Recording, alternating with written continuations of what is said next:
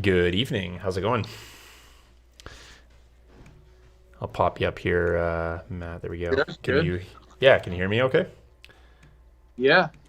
Fantastic. Okay, well we did have three people in chat, which is fantastic. So Matt and I are trying something new tonight. We're actually going live to the Terrain Studio YouTube page. We just realized that it's probably a more stable platform because Facebook is just giving me a lot of fits. So hopefully you guys don't mind the venue switch. It's going to be the same mediocre content, but we'll just kidding. But no, we're going to be doing the YouTube. From now on, I guess, until otherwise. But and we have Matt just on one cam tonight because Skype was giving him an issue. Although it looks like it's rectified itself and he's coming in nice and clear. So give us a shout out in chat if you are finding us for the first time or if you're a returning person and you managed to find us despite the venue change. I did share this on Facebook, so we're just hoping that all the links do. So Matt, what do you got planned for us this evening on the Hobby Hangout? So I'm going to continue the two hostage models from Legion. I've been working on a lot of non-metal metallic, and so I'll share some of that stuff that I'm working on, and some videos and things that you can go online and look at. I did do a recording, which we'll put together almost as like a mini tutorial for part of it, and Great. I'm really enjoying the new skills. So I got those. I got a Padme that I might work on, and we'll see how much I get done. Okay, fantastic. I'm going to be doing something really different this evening. I'm going to show you. Oh, first time, nice. Okay, well, welcome.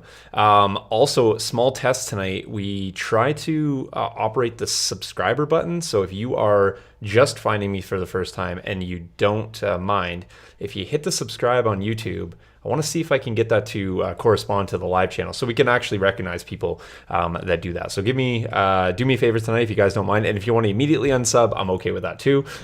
But I hope you don't because there's lots of good content on the channel. So I'm going to be showing you how I've scaled up this little box to a slightly larger scale. So this is from the original core set, the priority supplies. So I've been working on some 1-to-1 scale terrain, just trying to make a few more props here for the studio.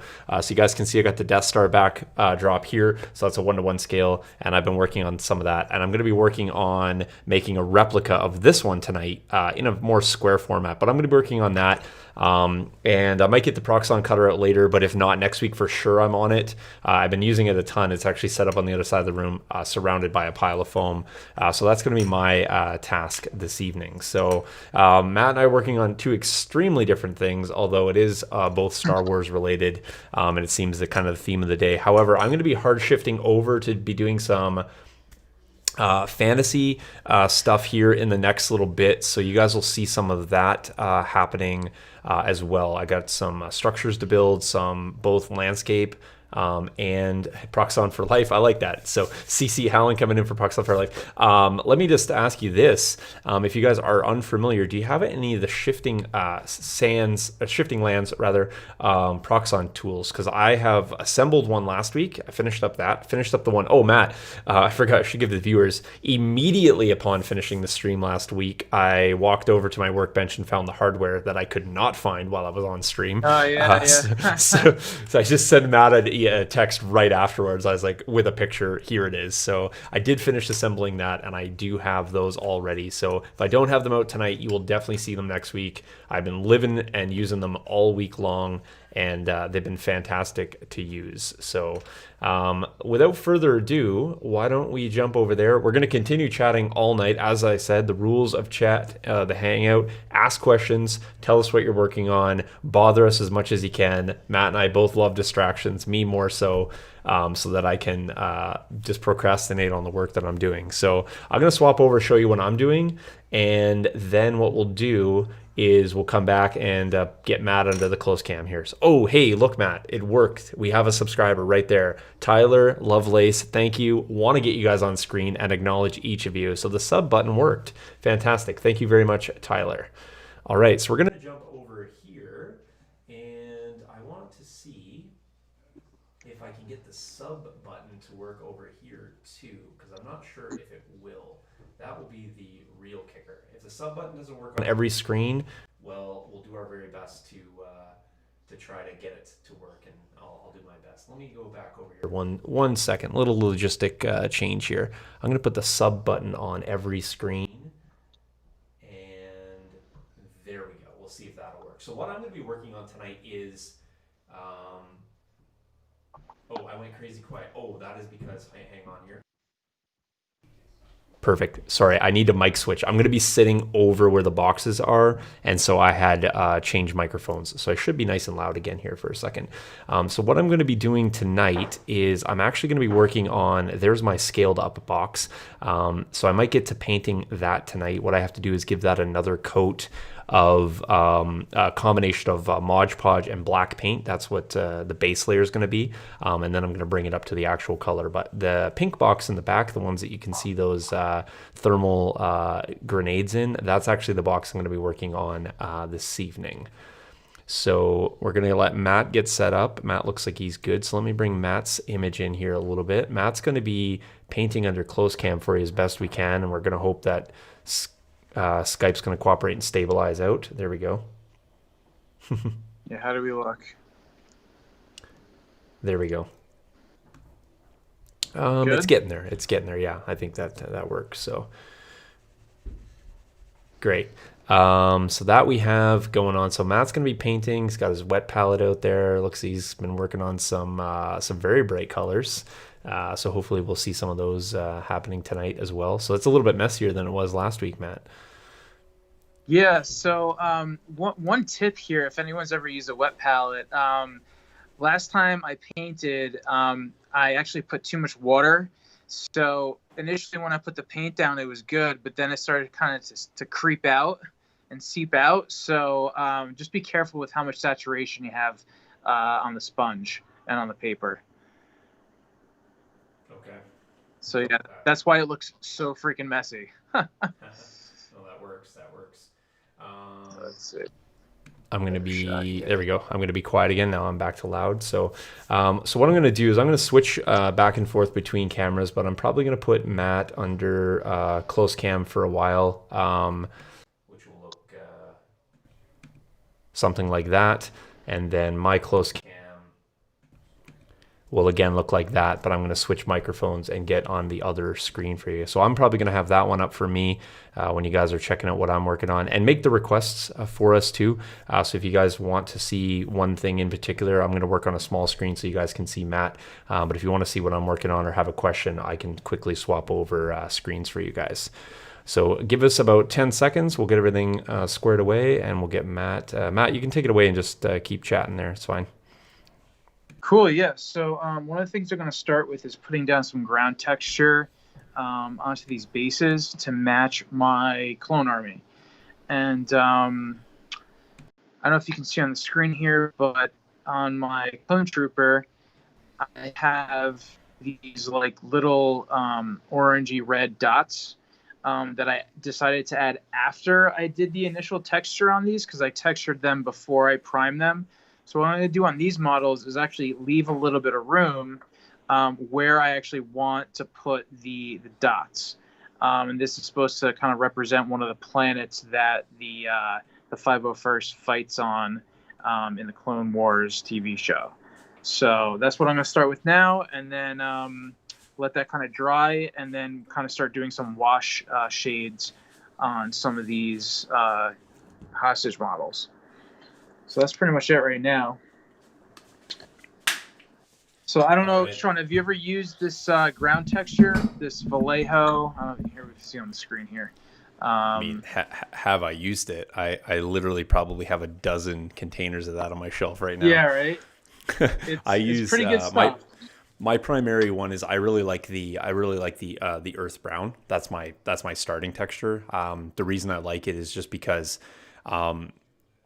it naturally fits most schemes, but the beauty of this, and doesn't matter what color you use, the beauty of it is, unlike putting down, like, let's say a sand that you paint, or where you put down like a ground paste that has no color to it, or you use, like, a lot of people use like just more household materials like maybe drywall compound or some sort of grout or something like that, what happens with it is that if you chip it or damage it in anything, you expose the undercolor. So when you're used to brown, it's brown throughout. So even if you flake off something or rub something on it, it's just brown. So it tends to lend very nicely to it. Now, the color you're using is it actually a neutral color?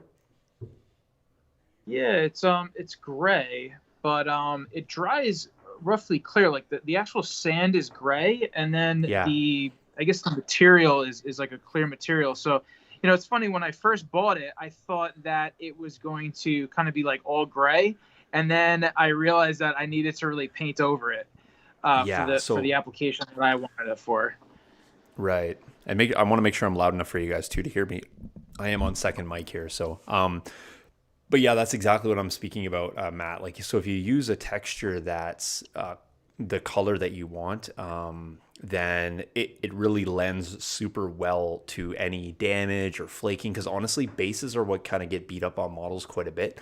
And so I really like it for the sense that it's pre-colored. You can get some other stuff that's like I said, you can tint it, and sometimes I'll do that. Like I've used some AK Interactive stuff, and you can buy it both in neutral and colors. And so like for the Felucia table I did, there wasn't quite the brown that I wanted, so I actually bought the neutral color, like the white stuff, and I actually just used paint and I pigmentized, like added it like the paint like a pigment, and then pigmented the entire bottle to the color that I wanted. Now the only danger of that is color matching later, but I did enough. I did a quantity large enough to do the table, so it can't necessarily be color matched with a bottle off the shelf, but it did work very well. So no, I absolutely love that paste. Now the another great property of that, and it won't so much work or be awesome for basing because you won't really notice it, but if you do terrain work, and let's say that you have terrain and you're doing a table and you have to have your table done in pieces, or you have a seam between parts, what you can actually do is you can put that paste right over, let it dry, and then you can actually cut through that. So it never fully hardens. It actually stays as like an elastic material, and it's almost like a self-healing. So when you cut through that seam, although the seam will be there, you can press that material back together quite nicely, and it will form almost an invisible line, and it will have enough flexibility where if it hits up against something else, so when you put down something really hard and if you rub it against something, it could chip or damage. Well, this stuff, because it has an elasticity to the product, it actually doesn't damage when you press it together.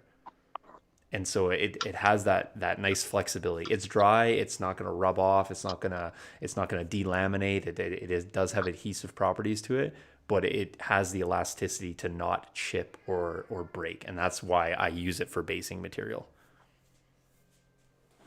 Sweet. Yeah. So the other thing I picked up recently, or had delivered from Army Painter, is their Quick Shade. So I'm actually going to try to use either the green or military shade or tone on the purple hostage, and then purple tone for the robes. So I'm kind of excited to see how this actually comes out, instead of just doing like a Nuln Oil kind of wash. So here we go. Nice. Yeah. If you guys care what I'm doing over here, I'm just putting on some low odor LePage contact cement, and I'm applying it to the strips. These strips are going to go on the box here, and what I'm doing is, and I'll show you the large one that I've done, but what I'm doing is I'm replicating this really small box here, and so that you can see the little the lines on the edge, the ribbing. I've already done 2 layers of this, and so you can kind of see that there. So I'm basically just 1-to-1 scaling these, and then I have these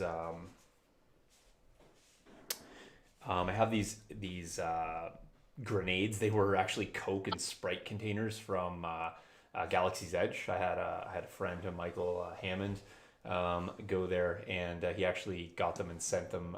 Gave them to me. And so I'm going to paint these up, and then they're actually going to go in this crate, and we're going to make a lid, and then this will sit in the studio floor. And then I have a larger crate right here, which, let me just grab that. I'm just going to switch off your image here for 1 second here, Matt. Sure. Let me grab the other cam. There. So you guys can see this. I actually built the other box, which is this little one right here. And I just did that in a 1-to-1 scale. So here's the crate here, and then this is the larger version, and this one has a removable lid. And just because these typically were used for like either smuggling or maybe had like other cargo in it, I made a really shallow box cover right here. And so what I might actually do is like make this up like it's a spice crate. Like, not that I'm trying to promote any of that usage, but it's just definitely in the Star Wars lore. So we're gonna kind of make this look like a smuggler's crate, and maybe have some material here, but then have it kind of like a hidden compartment for some spice smuggling or something like that. So we'll get that taken care of in the future episodes here. So this was a super fun project to build. Actually, I just decided one night that I wanted to make some more props for the studio, and I wanted to see if I could scale up stuff to full scale. So this is about 19 inches squared, and this one's about 14 inches. So fairly large, but still suitable for props. We're going to replace the plants and put more Star Wars stuff in the studio. All right, let's jump back over to Matt here real quick. There we go. And I'm gonna. I don't remember seeing any plants on the Death Star. Well, you know what? It's they had an interior designer come in. They didn't last long because they got force choked, but. Yeah, right. But yeah. So this purple wash is actually pretty nice. Pulling pretty nice on top of this. I'm putting a light coat on it because I don't want to put too much, but it is creating some nice contrast, and that's what we're looking for here.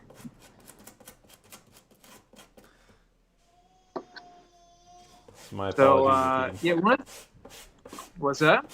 Oh, I was just saying I'm doing this like sort of obnoxious glue application, so you can probably hear the brush strokes on my end. Yeah. The one thing I'm noticing here, there's a little bit of pooling on the bottom. So I'm trying to kind of soak that up a little bit. But if it's on the floor, it's not too bad. Or it's on the base here. I just want to make sure that it doesn't pool up near the green color. Although if there's a little bit of a purple tint to it, it's not the worst thing in the world either. Because kind of get some decent contrast. You had a comment come in here from Emery, and he said he's interested in the green tone painting for Flames of War Americans. Oh, nice. Yeah. I don't know. I'm pretty sure you can kind of just slap it on, like infantry models, and it'll the whatchamacallit, the military shader, and it'll give you a really nice contrast, on the uniforms and stuff. And this is the first time I'm using Army Painter stuff. Normally I just have the Games Workshop shade colors. So, but so far I like them. Flowing nicely. Right. Just brushing on a little bit different consistency.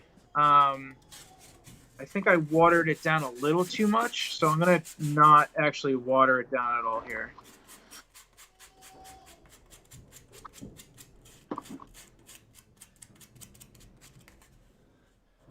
Well, I'm gonna have about 20 minutes or so after this gets applied before it's needs to be adhered. So once I get these 8 pieces done, I'm gonna probably set this box aside, and then I might start on my second coat of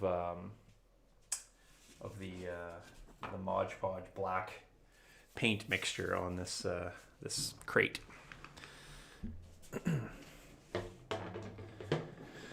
Just gonna switch camera angles. Yeah, so when you apply a wash like this, you just want to make sure that the paint doesn't really pool too much in the areas you don't want it to be in.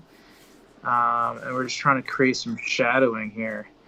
I had used the airbrush before to create a little bit of a gradient, but I think this is filling in nicely here. Let's see if you guys can see it.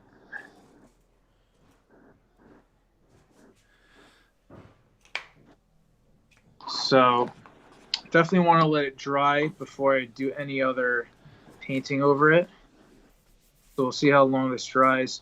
One of the things I forgot to bring downstairs was a blow dryer, because that'll actually help dry this stuff a little faster if I needed it to. Little trick. It'd probably be crazy loud on stream anyway. That is true. I didn't even think about that, but so good thing I didn't bring it down. We're gonna avoid the blow dryer. I make enough noise, and baby makes enough noise. Yeah, right. We're gonna give you guys a break.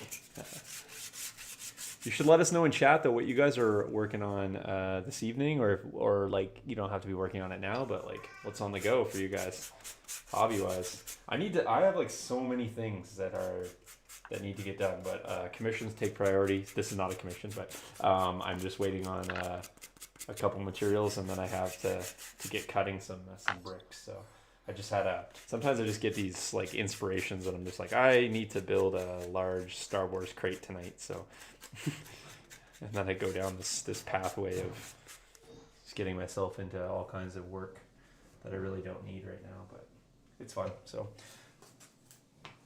yeah, I hear you. I mean, definitely you want to do the commissions first. I had picked up a Crisis Protocol commission, and those models were a lot of fun to paint. I actually picked up a bunch for myself, which I haven't started working on yet. One of the things that's motivating me to finish these guys up before the ARC Troopers get shipped is so I can start the core set for Crisis Protocol, because that game looks like a lot of fun too. See, I'm really good I have like really good resolve when it comes to like, not getting. I generally play one thing. I go hard into it, but I'm really good at avoiding other things. So, and I think that helps me out, because I can't go as hard into 10 games as I can into one. So, of course, Legion, yeah. Plus Legion's just, I mean, it's really fun right now. So, and there's so many things coming out. I'm looking. I mean, they just keep announcing more and more things, and I'm excited. Oh, me too. I'm super excited for Legion. I mean, I was trying to collect all 4 armies, but I decided to kind of slow down because really, I think I can only keep up with 2, and the 2 are going to be Empire and Republic. So lots of white armor. Yeah, I have unfortunately gone down the path of getting everything. And lots of it, and I have so many extra. I have things you can't even. I have more units than you can even field legally, and for some units, just because I don't know. I have a problem when it comes to Star Wars. I have a problem, but and I'm just like, and I've kind of got this like gun shy notion where like if I don't get as many as you can, like at least like that you can field immediately, I just feel like I'm gonna go through this like 6-month lull where if I ever find like, oh man, I wish I had another box of that, then I might not be able to get it for like 6 months.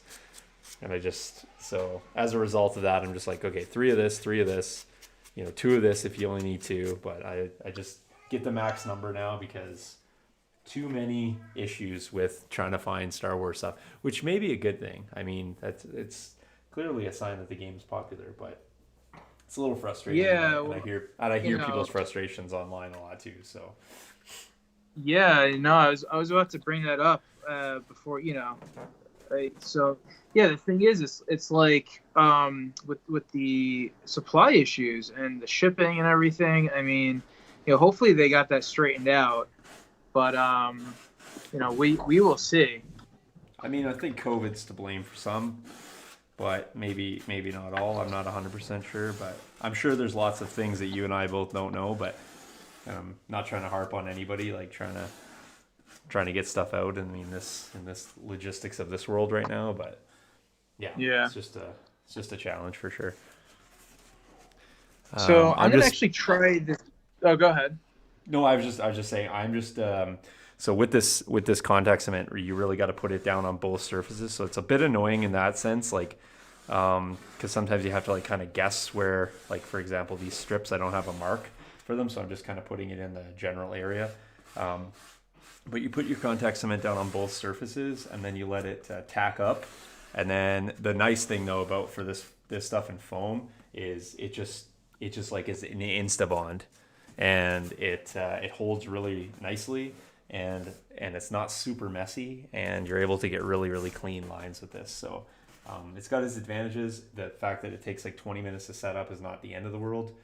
Certainly not a super glue, but it's a lot quicker than some other adhesives. And like I said, once it bonds, it's pretty stable. I put a little tape on it just to hold the corners, but it's really quite nice to work with. I like it because the water content's quite low, and it doesn't create a lot of warp.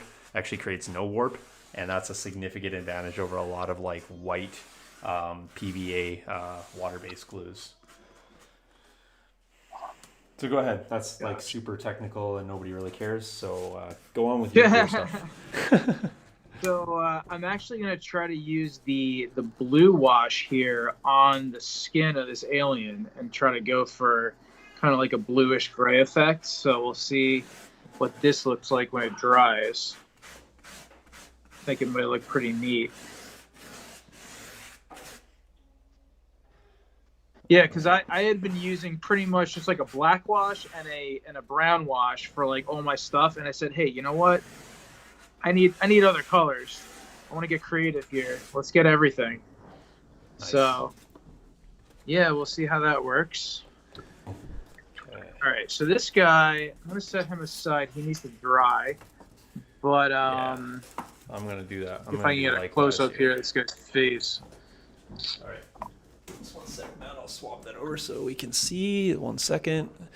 I'll give you a better camera angle than that. Let's go to Matt's close up. Is click mouse, click. Oh, my mouse is like stuck on my paintbrush. There we go, Matt. Now we can see.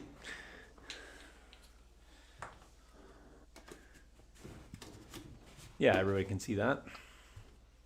Cool. So we'll see how this wash sets in. It's got some nice shading effects to it, especially since it matches the color.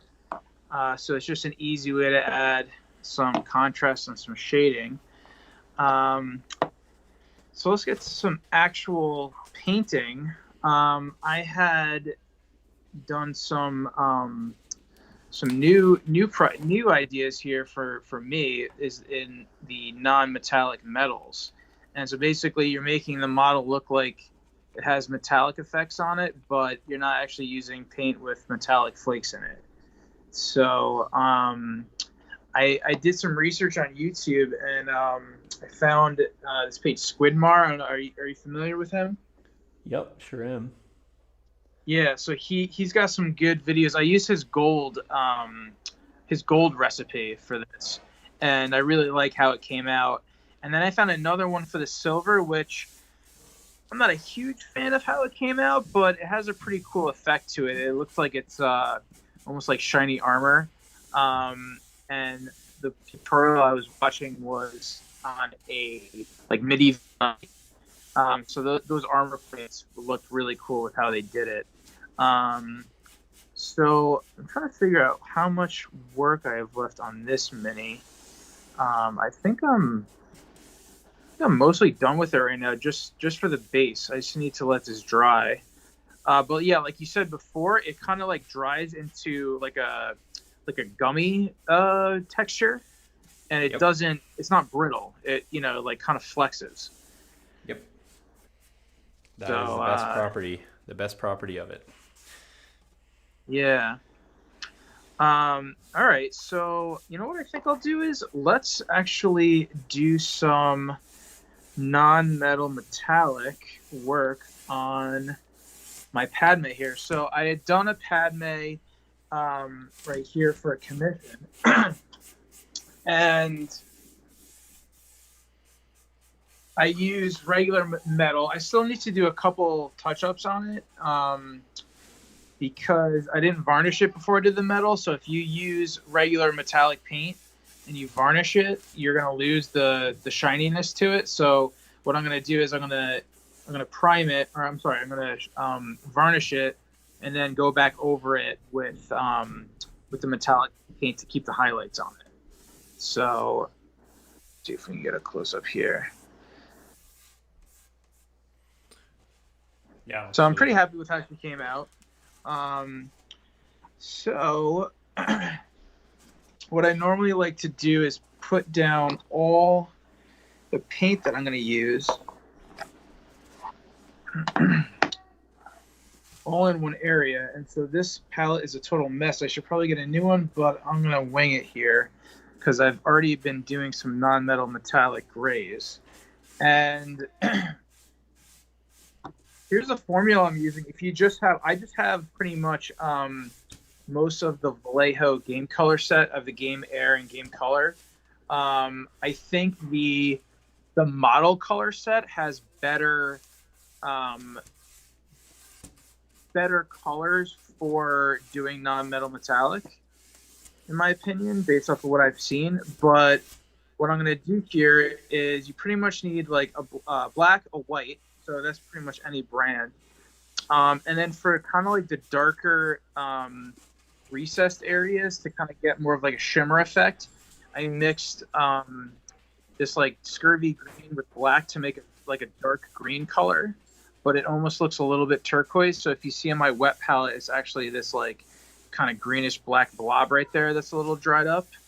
And then you you want to have 3 other tones to it. And I actually I'm going to copy the artwork here for Padme. And because I really because this is obviously painted by someone, whether it's, digital or not, it's probably digital, but I'm going to try to replicate the look of her pistol and her like armband, metallic armband things here.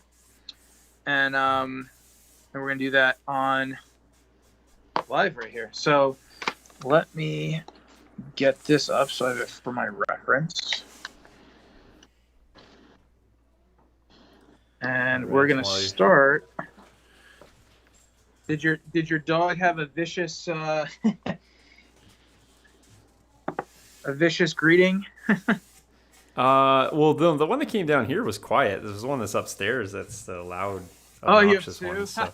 Yeah. I have. Each other. No.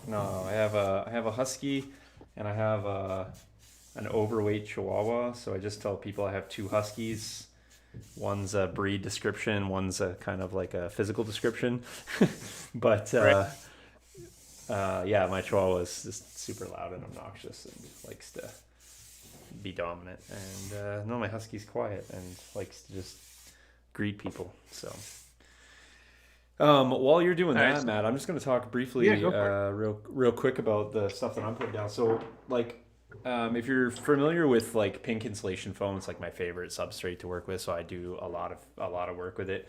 Get it at any of your hardware stores or things like that. So,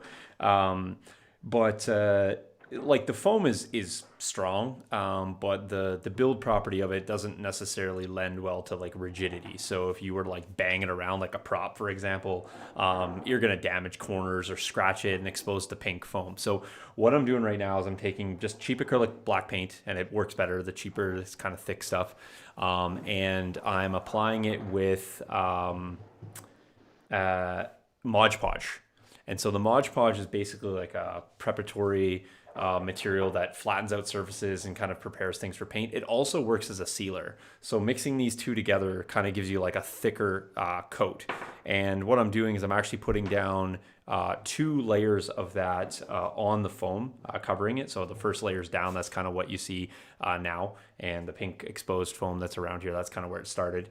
And then I'm doubling up the coats. And what I'm doing there is I'm actually creating a little bit of a shell on here. And it's not going to be overly strong. It's not going to be made to like be banged around or anything like that. But what I'm going to do with it afterwards is it's going to give me enough of a shell that I'm actually going to be able to apply some spray paint. And I'm going to use a spray can. Obviously, the prop's very big. I would typically airbrush, and I probably will airbrush some of the finer details in. but I'm going to be using the spray can to give it the base color. And I'm actually going to go with like kind of like a military green, so green kind of theme of the night here, military green tone on here. And then I'm going to do some very bright silvery chrome chips in addition to some rust effects on it. So I'm going to make the crate look like it's been, shipped around. I'm going to do some Arabish writing on the side as well, and just generally make it look very worn. So I don't need it to look very pristine. That way, when I'm applying this layer, I don't really need to worry about making it a glass finish either. In fact, if I have a few scrapes and scratches here and there, it's actually going to lend to the overall effect. So that's kind of what I'm doing. But right now, I'm just basically preparing the surface.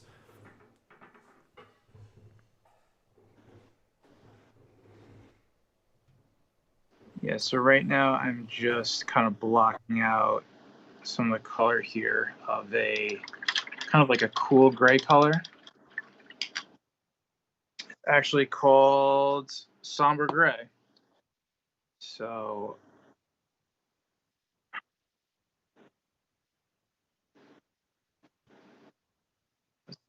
it goes.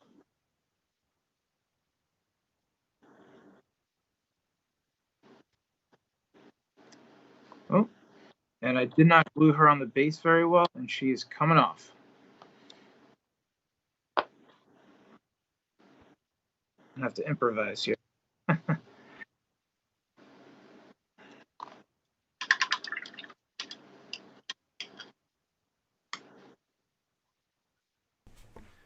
Okay. I'm back. I just had to run real quickly upstairs.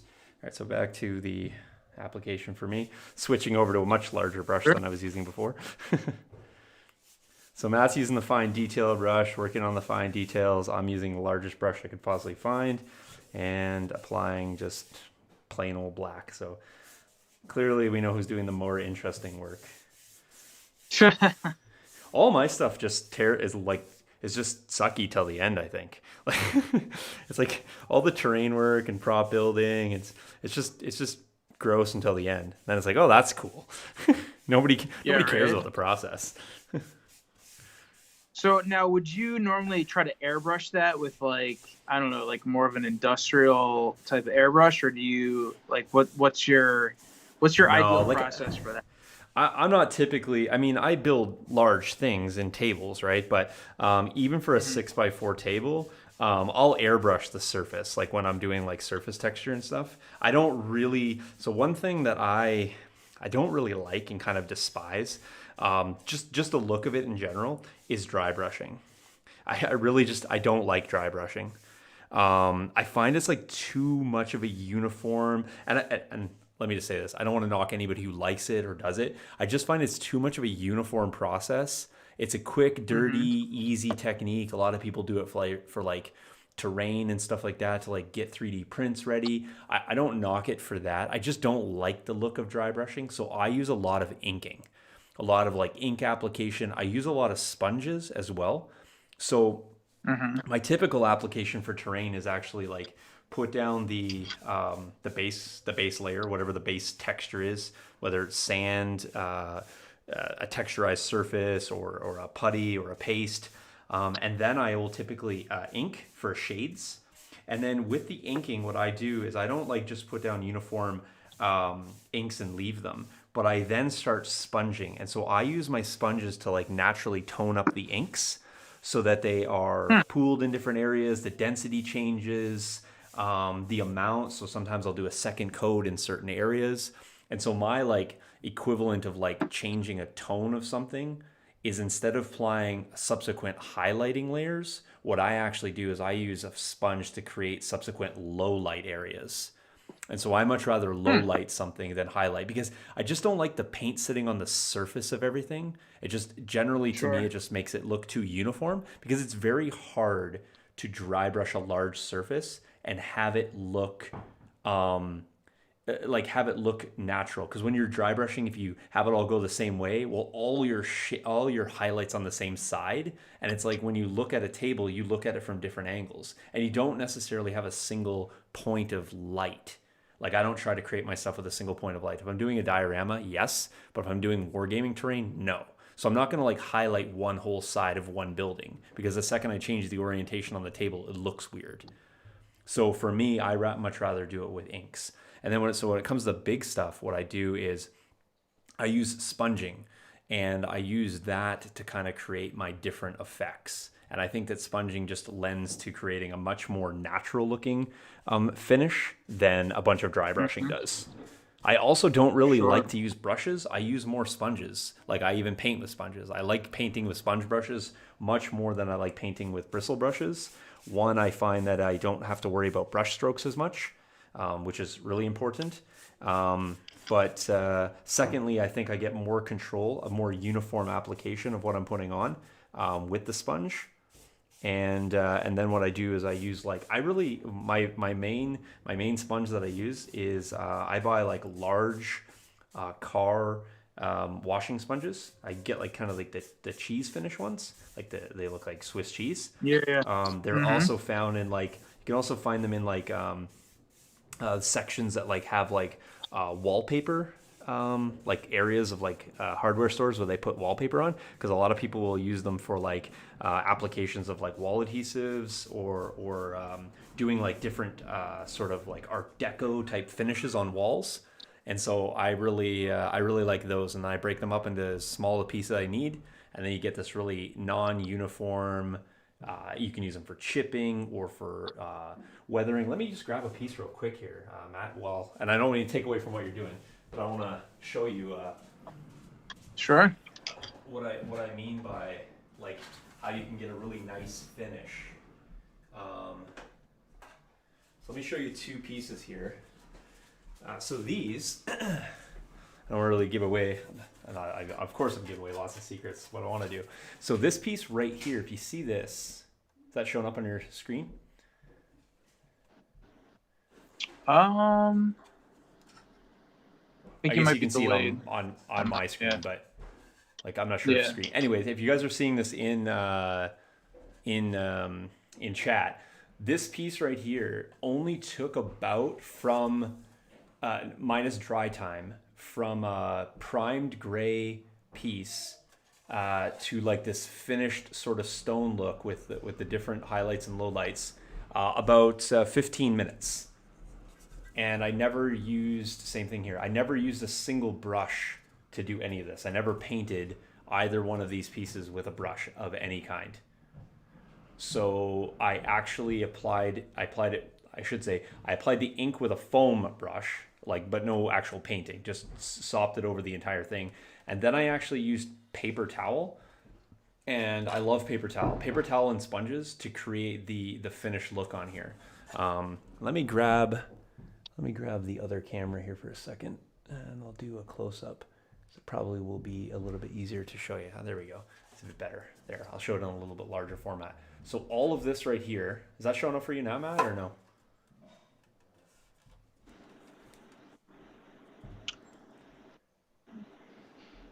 Yeah, there we go. Now you're Okay, yeah. perfect. Yep. Yeah, so all of this, like I said, not a single brush stroke, no dry brushing, no airbrush, no anything. To get all the variations was just simply achieved with a black wash. And then I did a paper towel finish, and then I just did a white wash over the entire thing as well, again with a paper towel finish. And so I maybe will show that technique if it's of interest to anybody, but you can take something really quick off a 3D printer and get it to this stage right here, 15 minutes a piece.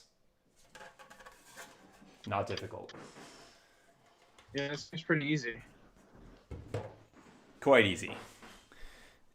All right, let's just jump back over. Let's put Matt under close cam there for a few minutes so you guys can see. Take it away, Matt. Let us know what you're working on. Yeah, so I'm just kind of building up the kind of where the shiny parts are going to be for her gun and these little arm bracer things. The pistol is actually really thin, so I'm probably going to have to go over it a few times, make some corrections here and there. But really what you're trying to do is create contrast. And that kind of sells the metallic look. One of the things that I've been trying to do with my newer models is trying to make them kind kind of like a little bit more interesting looking, and using different colors and stuff. And it's really more from just like watching other painters do stuff and then be like, oh, okay, cool. That's like a nice tone to add to it, and just to make the model look a little bit more visually appealing to look at.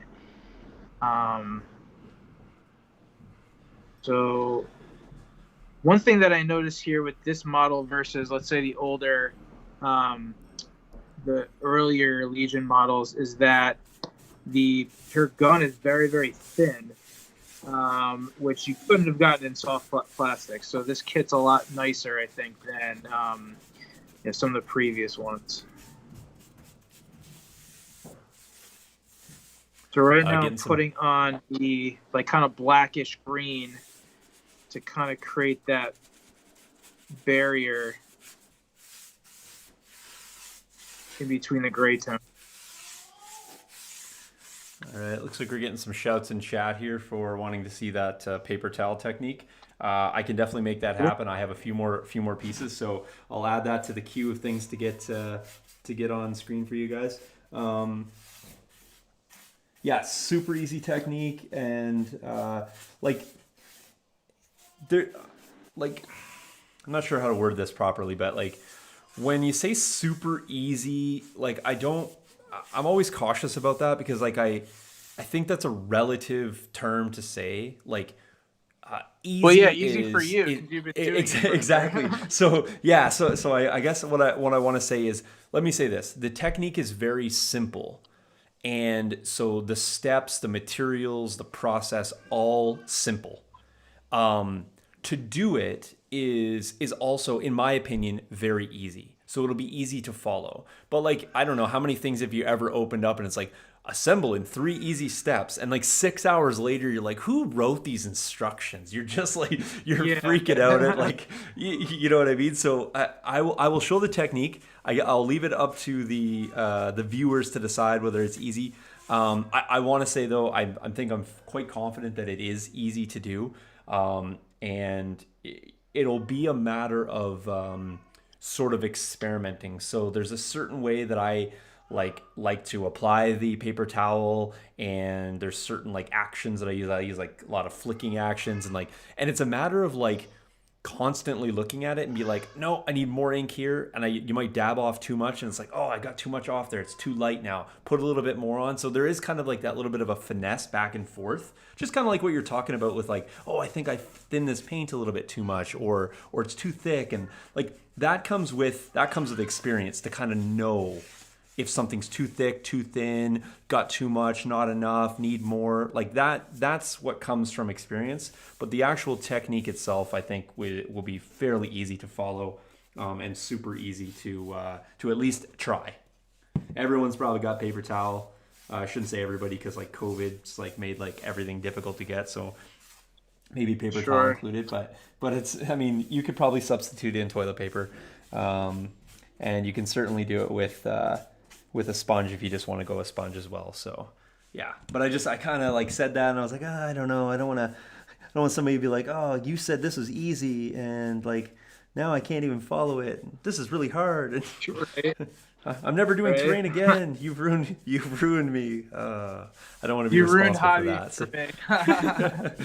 I really hope I don't ruin hobbying for anyone. So, yeah, I mean, I'm only trying to promote. So you guys can go check out this channel. I got a lengthy list of videos that just to the contrary, that I'm definitely trying to promote hobby making and not trying to deter anyone. So, yeah, so.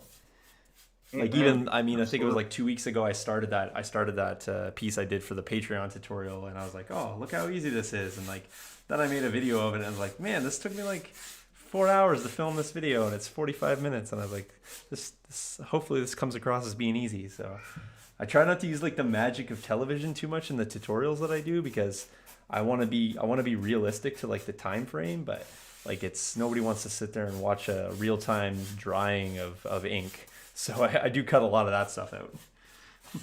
Oh, absolutely. Watch paint dry. You'll love it. Great ratings. Yeah. We'll see. Yeah, so right now, how many new patrons we get. Yeah, right.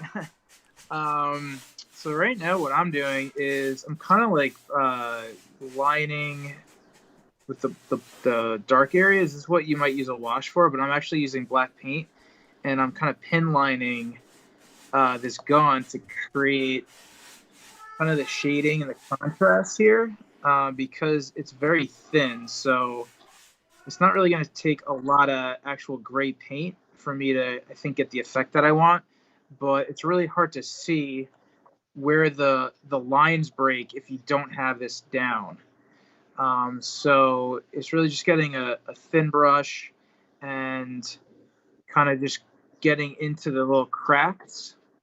And this is something that you could do with a wash, but I wanted to have a little bit more control and a little bit more definition on her pistol here. So it's actually coming along fairly nicely. It's always good to hear. I like to hear nicely and coming along. That's Yeah, always nice. I'm actually just going to slide this definitely. aside. I am gonna go back to my gluing here that I started because I think I'm at about the 20-minute mark. And yeah, we'll figure out what's going on with that. So, but continue for sure. I'm just going to Yeah, sure. bring this up, do some gluing. Yeah, so I'm already liking how this is coming here. Trying to get a little more contrast. One thing I probably will have to do is touch it up once I do hands, because I'm probably gonna get some some flesh colored paint on the pistol. But I do like how this is coming out. I'm gonna now move over to the armbands, which in this photo are a lot lighter than the gun, but in the movies, it's pretty much chromed out. So I'm gonna do them the same.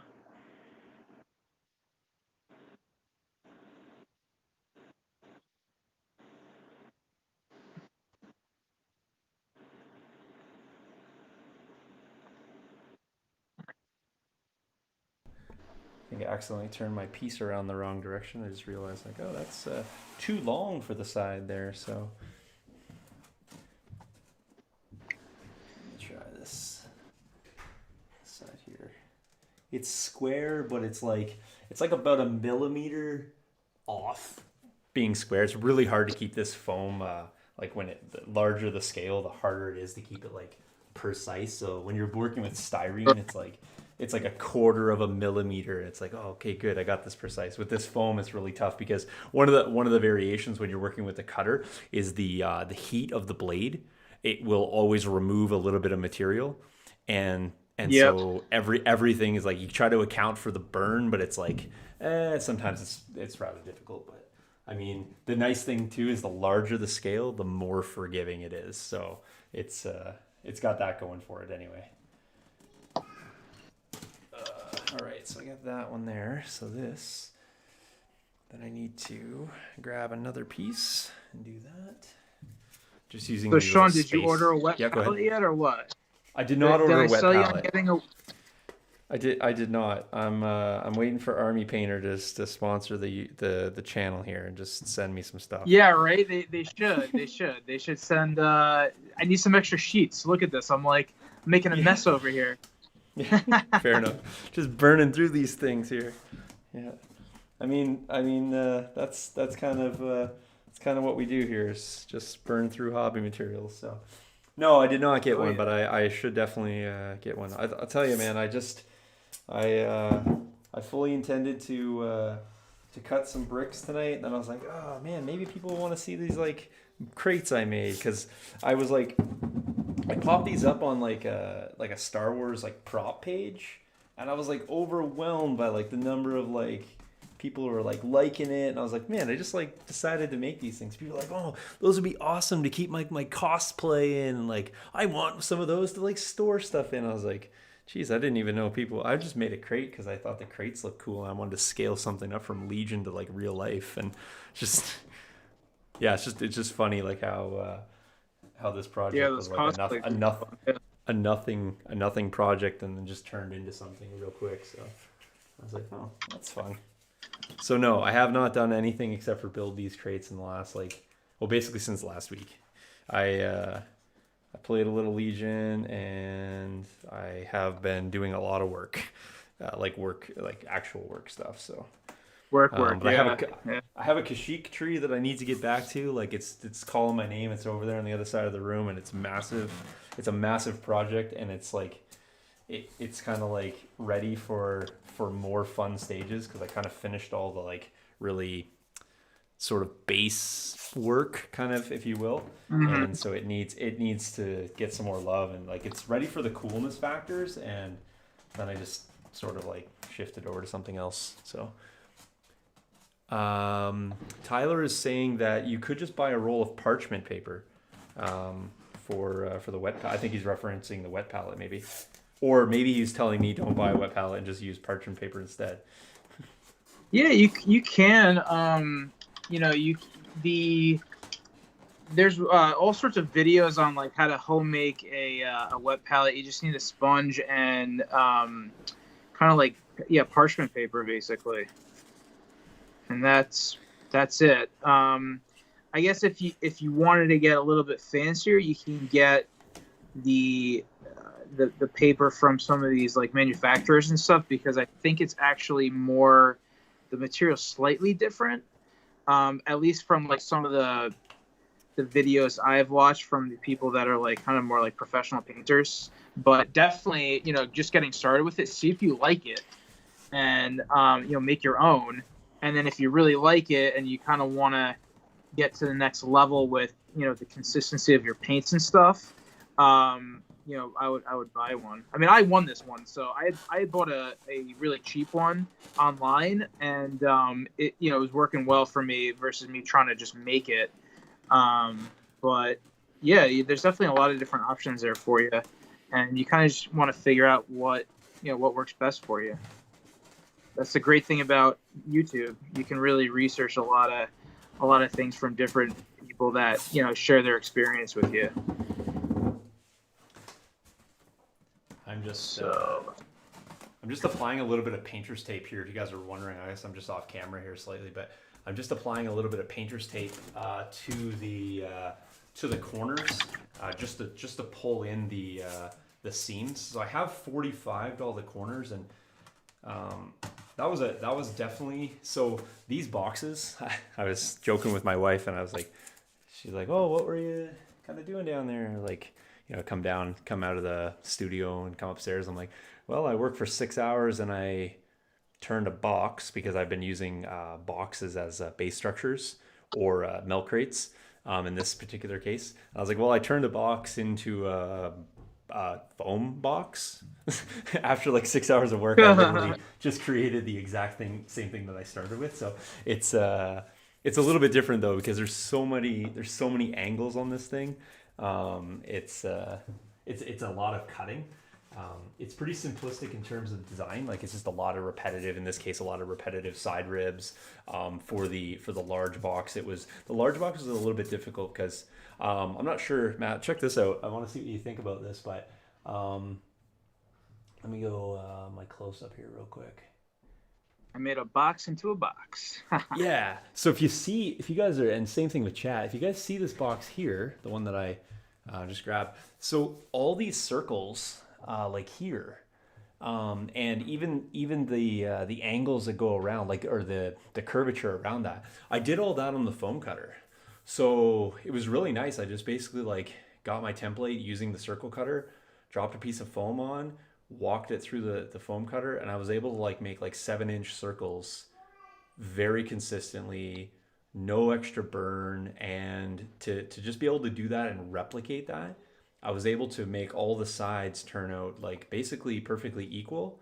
And I was able to cut like a circle around a circle and like maintain the measurements and the balance of the piece without having, I actually don't think I made, it's rare, and I'm not saying to toot my own horn, I don't think I made a single mistake on any cuts on that entire box. And really, that wasn't because I was like measuring 3 times and cutting once. it was because I was able to set up the tools and just go piece after piece after piece after piece and just replicate the same cut so consistently, not having to like change a measurement or anything like that. So anybody who's familiar with woodworking would be like very much like attuned to that. But it's not often in terrain making where you can just like run something through a jig and like replicate over and over and over. Same thing with these ribs. Like I was able to, with reasonable consistency, cut all the pieces the same. The only difference I had to make was when I put them on here, and the actual foam has a little bit of flex to it. So when you buy these foam sheets, they come in 8-foot sheets. The natural curvature over 8 feet, there's a little bit to it. So when you get foam, it typically it's not a flat sheet and it doesn't stay flat. So you have to kind of like almost flex that out or account for a little bit of flex. And then you can do that with either your gluing or your measurements. But I was super happy with how easy it was to cut. And although it took several hours, because that was mostly the measurements and the cutting, it still was a fairly easy process in terms of just rinse and repeat same pieces over and over and over, which is what terrain making is for a large portion of it. Doing my best job to sell people on making some of your own boxes. So.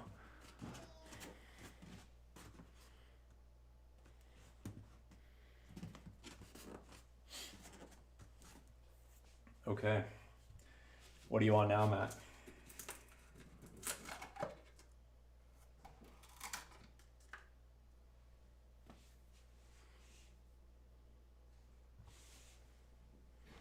Not sure if Matt's able to hear us still or not.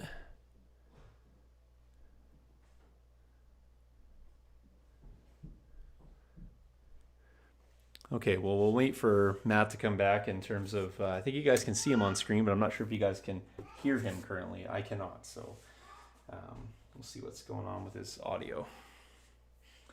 What I'm going to do right now is I'm just going to, although the pieces are drying here and have the adhesive, I'm just going to go in and lay a little bit more adhesive for the last row of ribs here.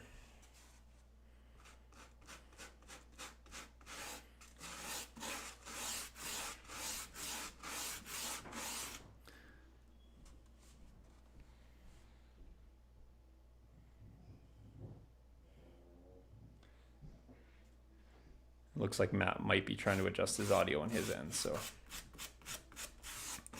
chat's pretty quiet. I asked before, but and maybe nobody heard me, or maybe nobody's got anything to say. But I'll ask again. What are you guys working on in terms of projects right now? You got any hobby stuff on the go, or?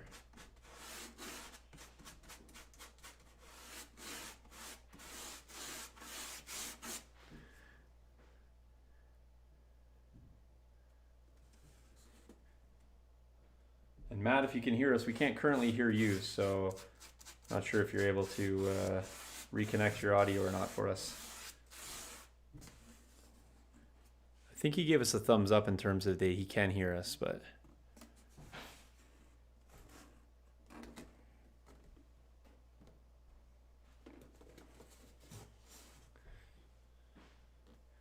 what I'll do is I'll just switch my screen here and we'll see if we can get Matt sorted out.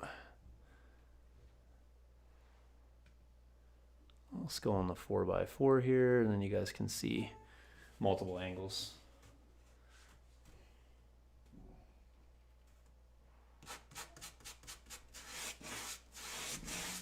Matt was having a little bit of trouble earlier with his audio too, so hopefully it will resolve itself here. You guys don't want to hear me go on, prattle on about. Let's see here. Vincent says he's still super new to it all, but just finished a bunch of almost Geonosian pillars, but going in another direction and aiming for, not sure how to say that, Adu, black in finish. So are you a Clone Wars player, Vincent, for Legion? I'm interested. Just got tuned in by some clones the other. testing my theory that, I think it sounds like we heard Matt maybe. Can you hear me now? Matt? Oh, we got you now. Hey, welcome back. Yeah, I think it's just the Skype connection, really, because I've been hearing you the whole time. Oh, okay. Well, fantastic. Well, I mean, all those bad things I said about you, I really didn't mean, so. Yeah, right? And then I was just starting to, a conversation here with Vincent and asking him about Clone Wars, and he said he was building some Geonosian spires. He made them completely out of cardboard covered in Sculptamold. Nice, love that stuff. And hey, you got an 18-month-old? Absolutely. So I have a 17-month-old, so I'm slightly behind you, but very close. And so lots of, I think it says nappy boxes. Okay, cool, yeah. So gotcha. And I think he's referring to diapers, so I like that. Interesting, Vincent. Not sure if you knew this, and again, not trying to toot my own horn here at all, but I here in the studio we actually built the Clone Wars box art or display for the first Geonosian board, if you will. So yeah, that was a super fun project, and I love seeing all the other work that people are doing, and people are doing like fantastic stuff. I'm not saying it was the best. I'm just saying I'm glad to see people are inspired to do more Geonosian terrain. I'm kind of like tempted to kind of revisit and do some more. So I've seen some fantastic 3D prints and definitely some cool homemade stuff, and it's definitely a world that lends itself to making some pretty gnarly looking stuff for sure. Yeah, I really like how that came out. In the new core set and then in the manual and stuff. That was really cool. Yeah, they did a fantastic job. Do you know who painted the whatchamacallit, the Grievous and Obi-Wan in that? I'm fairly certain that John Schaefer was the one who painted that. So, because he does the majority of their painting, and he's a like fantastic painter. But yeah, John Schaefer, also cool dude for sure. So, I actually worked with, like, John was kind of like my point of contact on that project. So it was fun. So very cool. Conversing back and forth, and yeah, it's always fun to like do a piece of something and then like kind of like hand it off and like see what the next person does with the piece or with the work, and like that those are like kind of the best projects. So it was really cool doing the Imperial Terrain Kickstarter here. We did the build for Dave, and I had the guys in studio here working on the project, and like we had a pretty short timeline, and we had a ton of painting to do on that. So had a team in here painting up different things, and I kind of just like I was building out the table, and I was doing all the wiring, and then I was doing the water effects, and then I was mostly working on same sort of stuff like weathering and doing a lot of the fine detail stuff, and then the guys just like Jace was working on the tug, and Chris and Donovan were working on like the figs and the ship, and it just came out fantastic. And to do a joint project is super fun. I like that. I don't do a lot of them here. Like it's primarily me on a lot of stuff, but there's certain times when I just need the team. The World's Tables, that was another time we all came together. The Geonosian project is primarily. Yeah, exactly. It's just like everybody just sets the task, and I mean, honestly, that's kind of like one of the inspirations for like doing these sort of hobby hangouts, right? It's like you and me are painting, we're chatting, we've got guys in chat. I mean, we can't see them, we don't know what they're working on, but we're trying to create a little bit of a hangout community here where we can kind of inspire, share stories. It's not about selling things to people. It's not about that, right? It's just about kind of like hanging out, enjoying the things that we like to do, and talking about the things that we're having enjoyment with. So like when I hear Vincent saying, hey, I built some spires out of a cardboard box, and he's likely very happy with the product, and I'm sure it looks fantastic. That's what we're trying to do. You're painting, you might be painting a commission, so great, but you're also talking about, hey, I got to get this done so I can paint my own figs, or this commission inspired me to get into a game, and spend more money. I like that. Yeah, this actually this one's mine. And I am like I don't think I'm gonna go back from doing non-metal metallic because I Well, there you really go, like eh? how this is coming out, man. So which Worlds tables did you build? Because I mean I All, played on them. all They of, were awesome. all of them. Oh shit. Okay. Oh sorry. Yeah, I don't know if there's. Well, um. luckily I clicked the button not made for children, so we're okay. So Yeah. Right. yeah, Oh, that's awesome, man.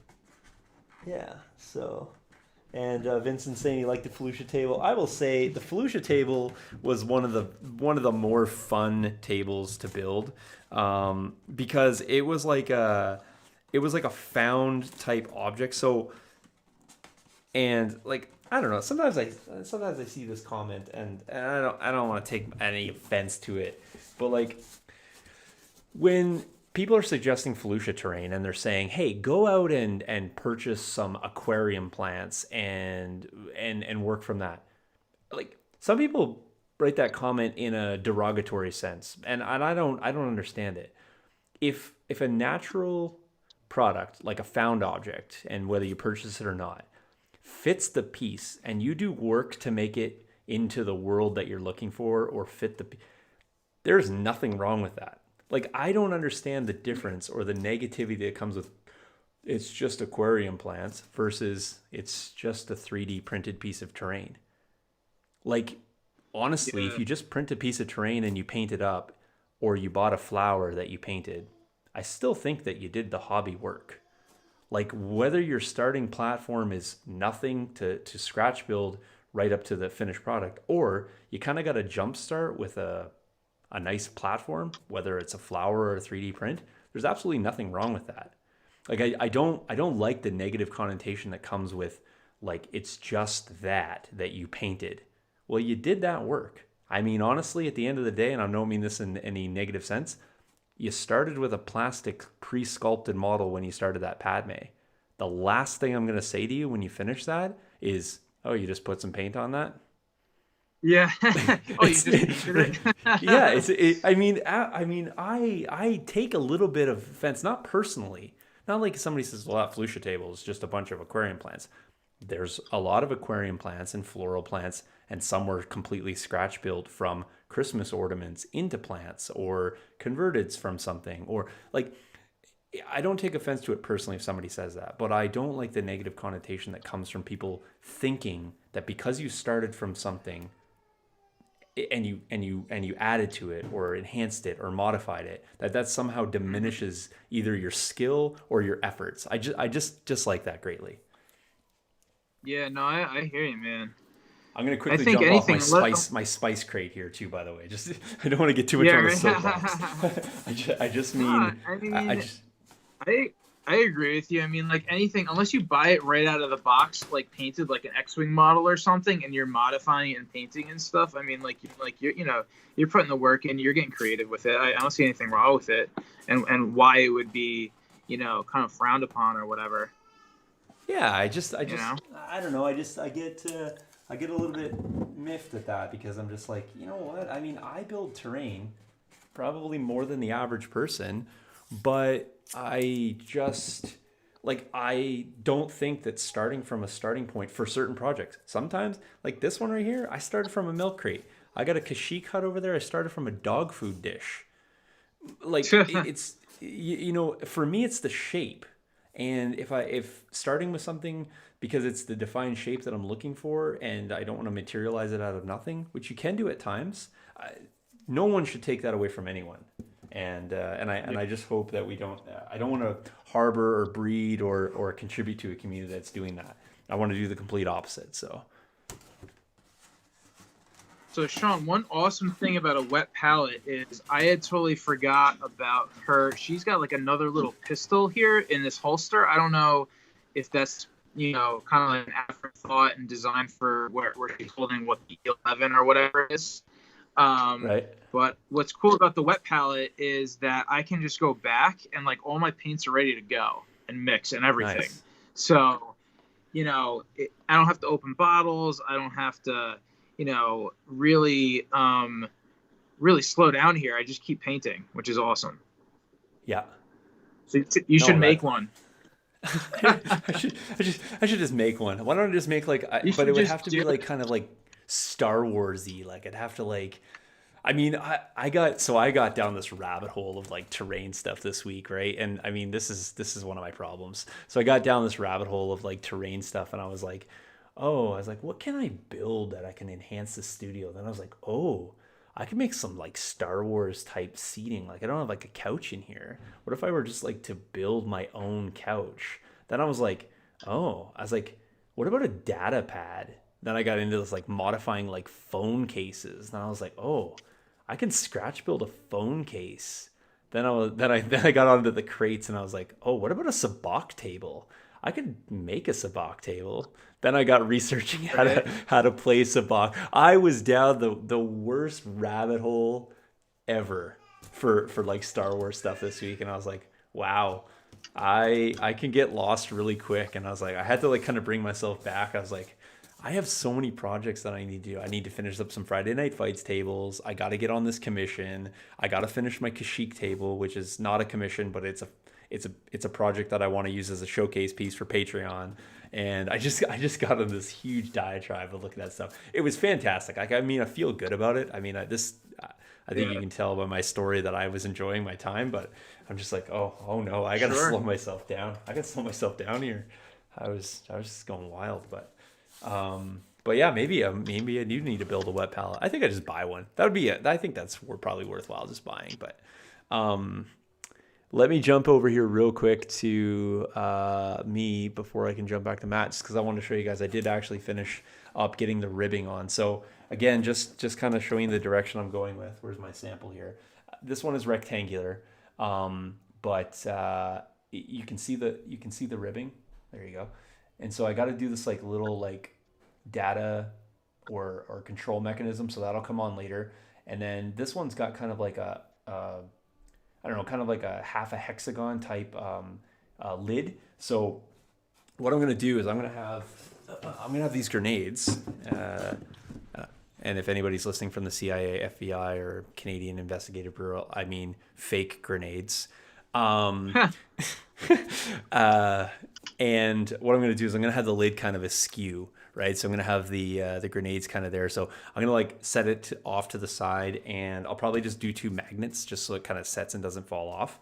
But that's what this one's going to look like. So I got to do a little bit more work, and I got to build that lid. But I'm pretty happy with how this has turned out. And what I did with this is I actually half cut. So I took 1/2 inch foam, and then I actually like was able to shear it all in half to get these like really thin pieces. Versus the big box over here, I have much more of a recess. This is the full 1/2 inch. So even the foam cutters allows you kind of to split foam in sheets. That's cool. And Vincent's asking how the Kashyyyk board. So basically, the Kashyyyk table is all finished in terms of like not the table, the tree. It's all coated. It's all base coated. And now what I need to do is start doing the bark coloration, and then I can get into adding the foliage. I have the primary hut done. I have several of the platforms done. And then what I need to do is get to the actual base of the table. I wanted to focus primarily on the tree, so I need to get back to do the bark on the tree. And then once I do the bark on the tree, then I can kind of move on to the ground structure. So that's kind of where that's at. But again, I put that kind of on hold for a little bit. I'll do a Patreon update for that, just because that's kind of primarily where I've been keeping that one. But I do have a commission, and I think you guys will be excited about that because it's a bunch of small pieces. And it's both like rock type elements and buildings, and it's really going to be a fun project for a different game. And so we'll similar scale, but a little bit different, and definitely a different feel from Star Wars. So all applicable terrain techniques, that's for sure. So yeah, so that's me. I'm going to set this aside because I need to do a little bit more painting. Bouncing back and forth here. What do you got going on, Matt? You're back on fixing that part you forgot, or? Yeah, I'm working on her little side holster here. And the good thing about it is that it's really not that big of an area, so I'm catching up really fast. Um, just trying to keep my contrast up, and I'm gonna just keep going here, working on the highlights. And I really think this is coming out nice. This is like my second It looks attempt awesome. at a silver non-metal metallic. So it's like a brave new world here for me. Yeah. Well, I've never done this. Honestly, I've never done this Mod Podge black paint mixture, but I got researching. Like, I'm like, how do I like? Because the reason being, okay. So here's a weird aside to how I got into like trying to make the foam integrity a little bit. I don't usually build a lot of stuff with this foam that I don't like hard coat. So I use a stuff from Hotwire Foam Factory, and it's called Foam Coat. And effectively, what it is like it's a plaster that you mix with like an adhesive, and then you brush it on. So I'm not sure. Did you get a chance to like? Did you touch any of that of the desert terrain from Worlds? Like, did you ever like pick it up or move it, or at least remember like the texture on it? Yeah, I do. I mean, we didn't really move it too much because they were a little strict with that. But Yeah. yeah, I vaguely remember it. Yeah. Okay, so like that material. Matter of fact, let me just hold on. I'm a visual guy. You know that. I gotta grab something.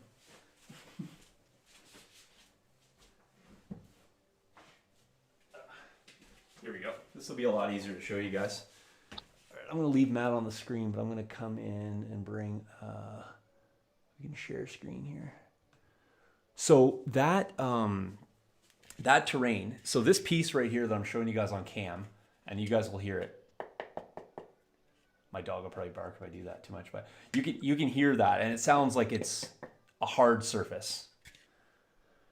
So that actually is this piece that I'm showing here is actually foam, and it's pink foam, the foam that I'm working with right now.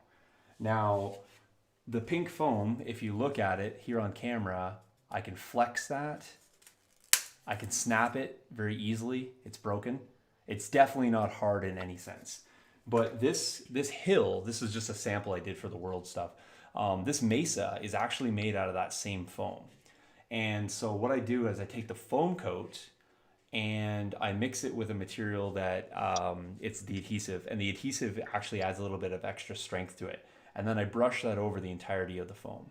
And then to actually get the surface on here, some places I use celluclay, which I've used on the Kissh tree, and other places, Matt, believe it or not, the stuff you were talking about earlier, I actually coated the rest of it with that to give it a nice flexible finish. So what it does, here's like kind of the chemistry of it, if you will.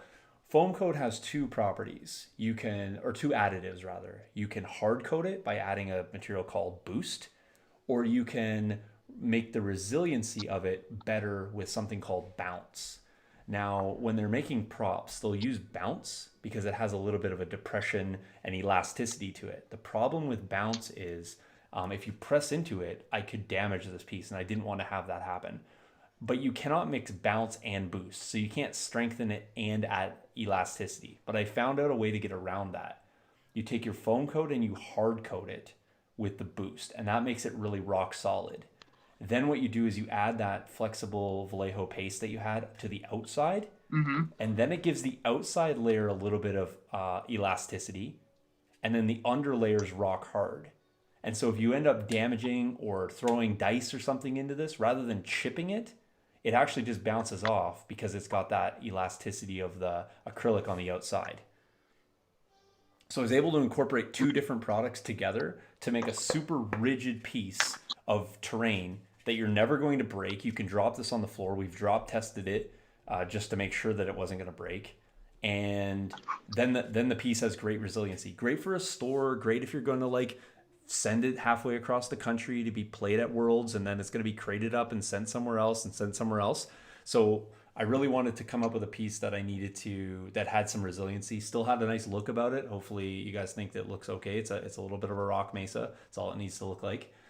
This one doesn't have any of the vegetation, so this one didn't go as far as we took the actual Worlds pieces, but fantastic properties. So yeah, foam coat. Yeah, pro tips. There you go, Vincent. I don't know if it's pro, but it's definitely a shared piece that just an acquired knowledge that I had when I started experimenting with how to make things resilient, look good, and accomplish what we needed them to do. So yeah, so just a little bit about that. But anyway, long story short, back to I was figuring out a way to how do I make pink foam somewhat resilient without having to hard coat everything, because not everything's going to have a rock texture. Like a brick wall, I don't want it to necessarily have a stucco finish. I want it to have like retain that like smooth rock look. So I figured out this Mod Podge and black mixture. A couple coats of this actually adds a lot of resiliency to the foam. So there you go. Nice. Yeah. Yeah. So I have to re-glue Padme down here, so I'm giving her a little break. Sure. And I think probably I'm sorry, go ahead. No, I was just going to throw it over to you. I was going to say that you've probably learned several of the same sort of like parallel pieces of information in painting. Like this particular technique works, or to achieve this particular look, I found that if I do this and this and this, like it not necessarily something that's written down on the outside of the bottle that tells you kind of how to achieve the look that you're looking for, or you apply maybe a technique you used before in a different application, and like there's something to be learned in a lot of this. And I really, being an educator, learning is part of what I do, and I enjoy that I'm able to do it in my hobby as well. So. Oh, absolutely. Yeah, so I'm actually going to go back over with a green wash on this because I'm not exactly happy with the coverage. I don't know if I didn't put enough on. That's probably what it is. I think this stuff, you really have to kind of douse it. But it's the first time I'm using the Army Painter wash set here. So I don't. Do you have any experience with Army Painters stuff? No, actually, the only Army Painter I have, to be honest, is I think called Skeleton Horde, and it works quite nicely. Again, not really a fan of dry brushing, but if you're looking to highlight a sand color from a nice earth tone, it actually is a really nice color, and it's one of the best colors that I could find to do that. So, but it's the only Army Painter that I actually own. I have no other Army Painter in studio. There is a question coming in here, and I'm not 100% sure. We'll throw it over to you because I don't know if he's asking me, and I'm not gluing anything. But Vincent's saying you were gluing a mini in the background. Because I have you up on screen as I'm going in my diatribe here. He said, which glue? Oh, I guess there are two, both. Which glues do we recommend? Well, I'll let you take it away first, Matt, in terms of like what kind of glues. And I guess it 100% depends on application. But let's just assume you're talking about gluing minis, and we'll go with that. Yeah, so right now I'm using Gorilla Glue, and it works really well. I mean, it's super glue, so you can use it on anything. And actually, I think that model, I don't remember if I was using super glue or I had an older set of glue that wasn't really working for me. Because one of the things I find with the glues is, like, if you get a big container, a lot of times what'll happen is it might start drying, like inside of it, and then basically your glue gets like locked in there.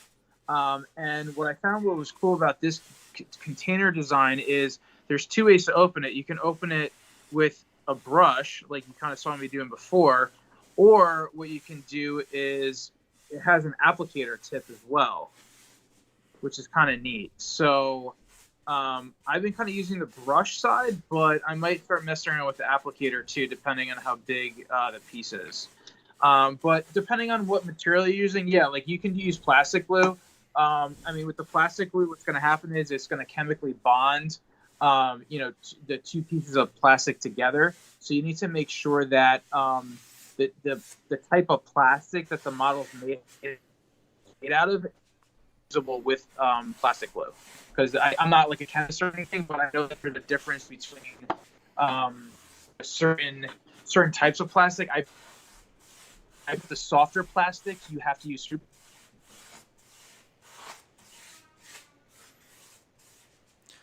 plastic glue. Right. Yeah, I mean that's my thought on that. I don't know. Do you have anything else to add?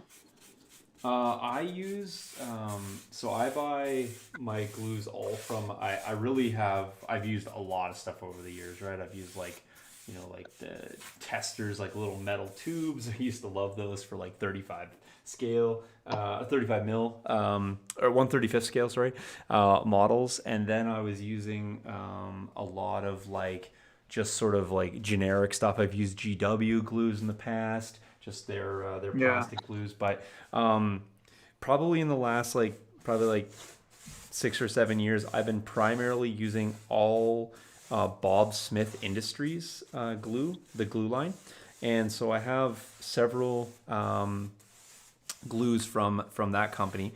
I like the purple one the best in terms of like the thickness. It's considered the gap filling glue.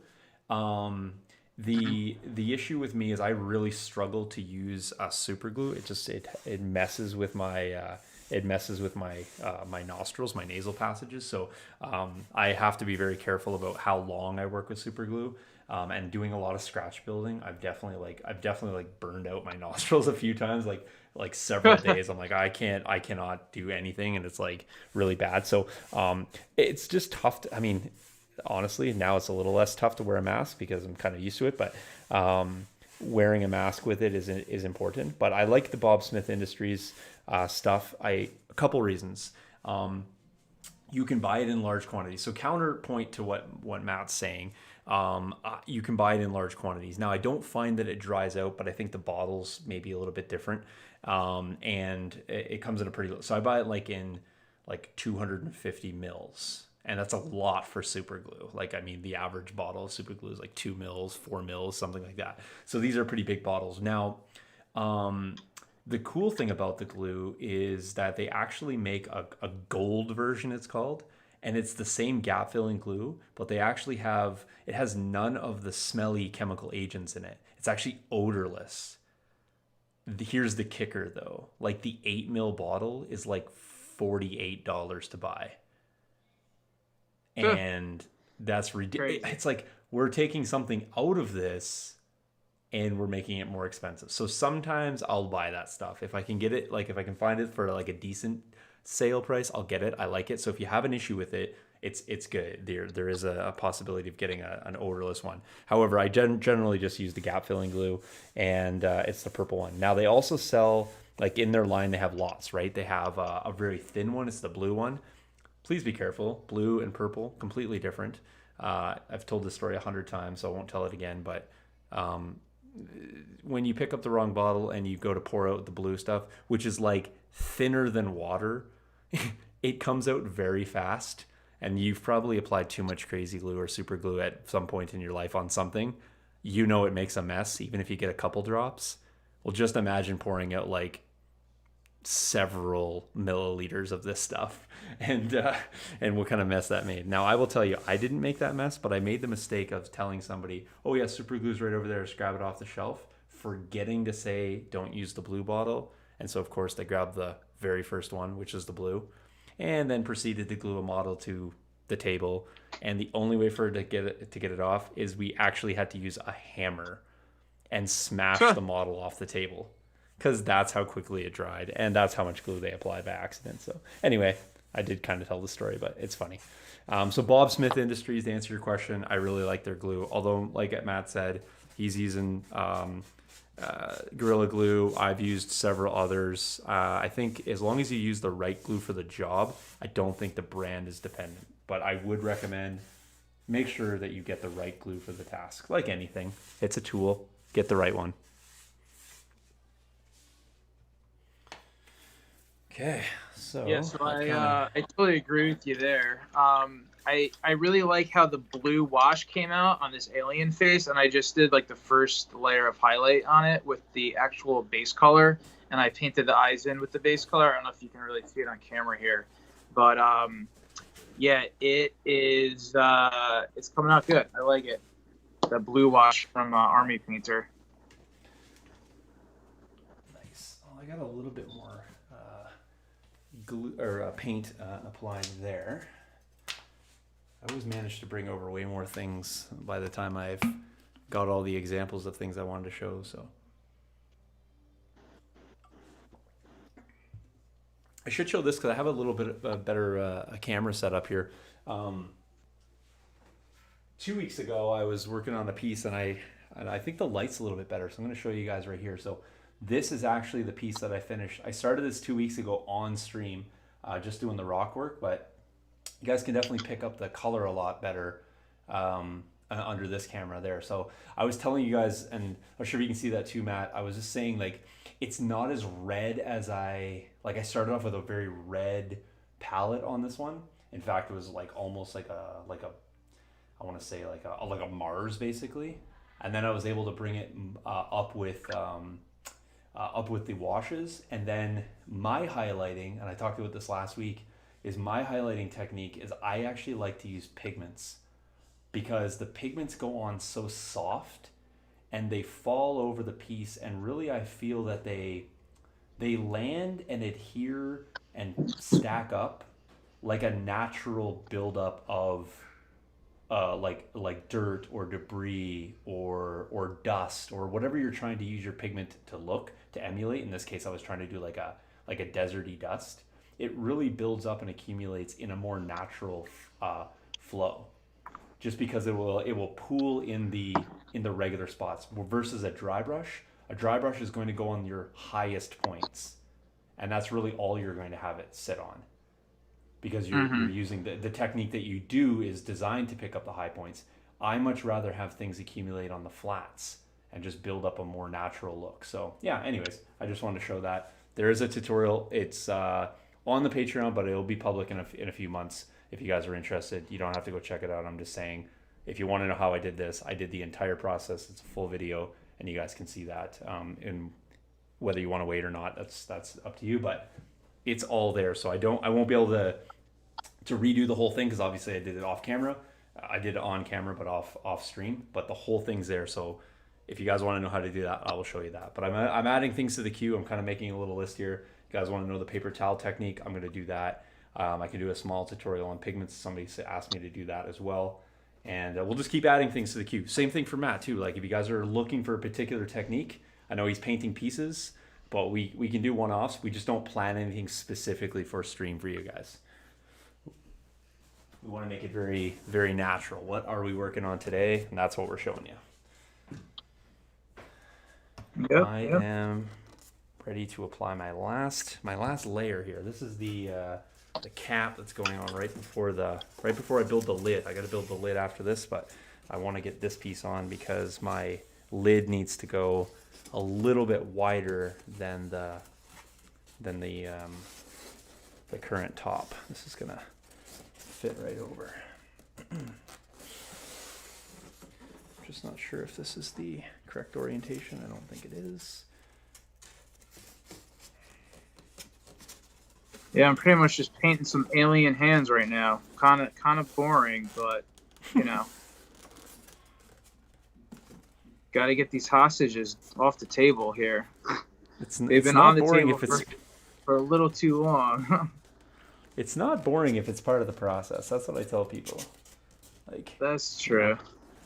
You know, like it's like I want to learn how to drive a sports car. Okay, well, first you need to read the driver's manual to get your license. Well, okay, well, that's a boring part, but that's definitely part of the process that gets to what you want to actually do.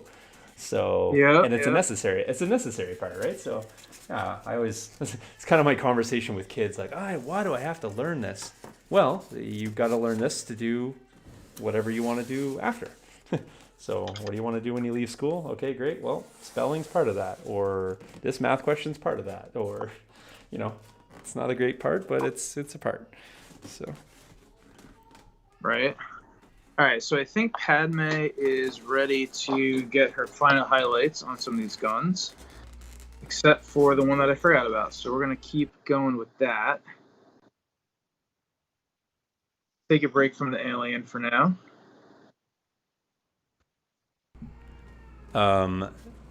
Joseph is, I believe, a friend of yours, and he's saying Matt's a BMW driver, so don't say that. Yeah. I did not read the manual. skip that. All right, so I think I have this in the correct orientation here. Now I need to lay this thing down and go ahead and glue it up here. I'm just going to mute my microphone here for 1 second. Sure. Yeah, so getting in here is a little difficult, but kind of making do.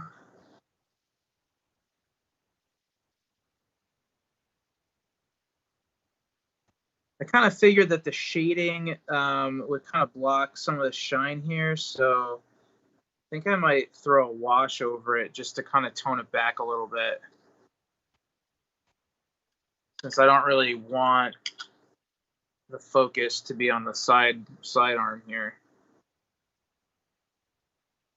But we'll see.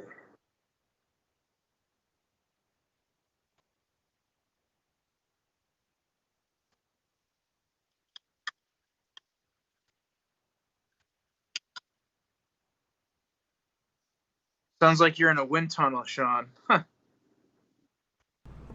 Oh, I have my my microphone muted, so when it's muted, you probably hear a little bit more hollow sound here. So I'm adding kind of the pure white highlights here. I'm being really selective.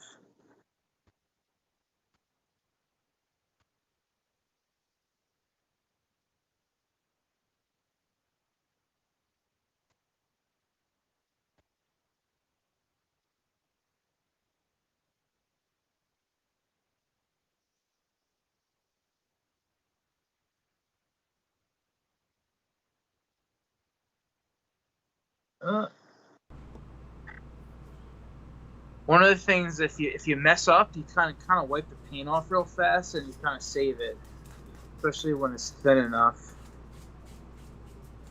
which I just did there. We don't make mistakes here, Matt. Yeah, right? I wish. It would be a little bit faster if I didn't.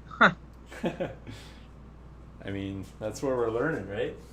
We're making mistakes. Yeah, no, it's you don't learn from perfection.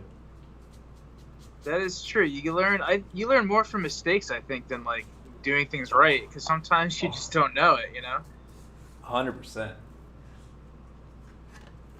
Especially playing Legion or any war game. I mean, I feel like I learn more from my losses. Man, I got my wins. Yeah, I just got like smoke. Okay, so one, clones are broke. I already know this.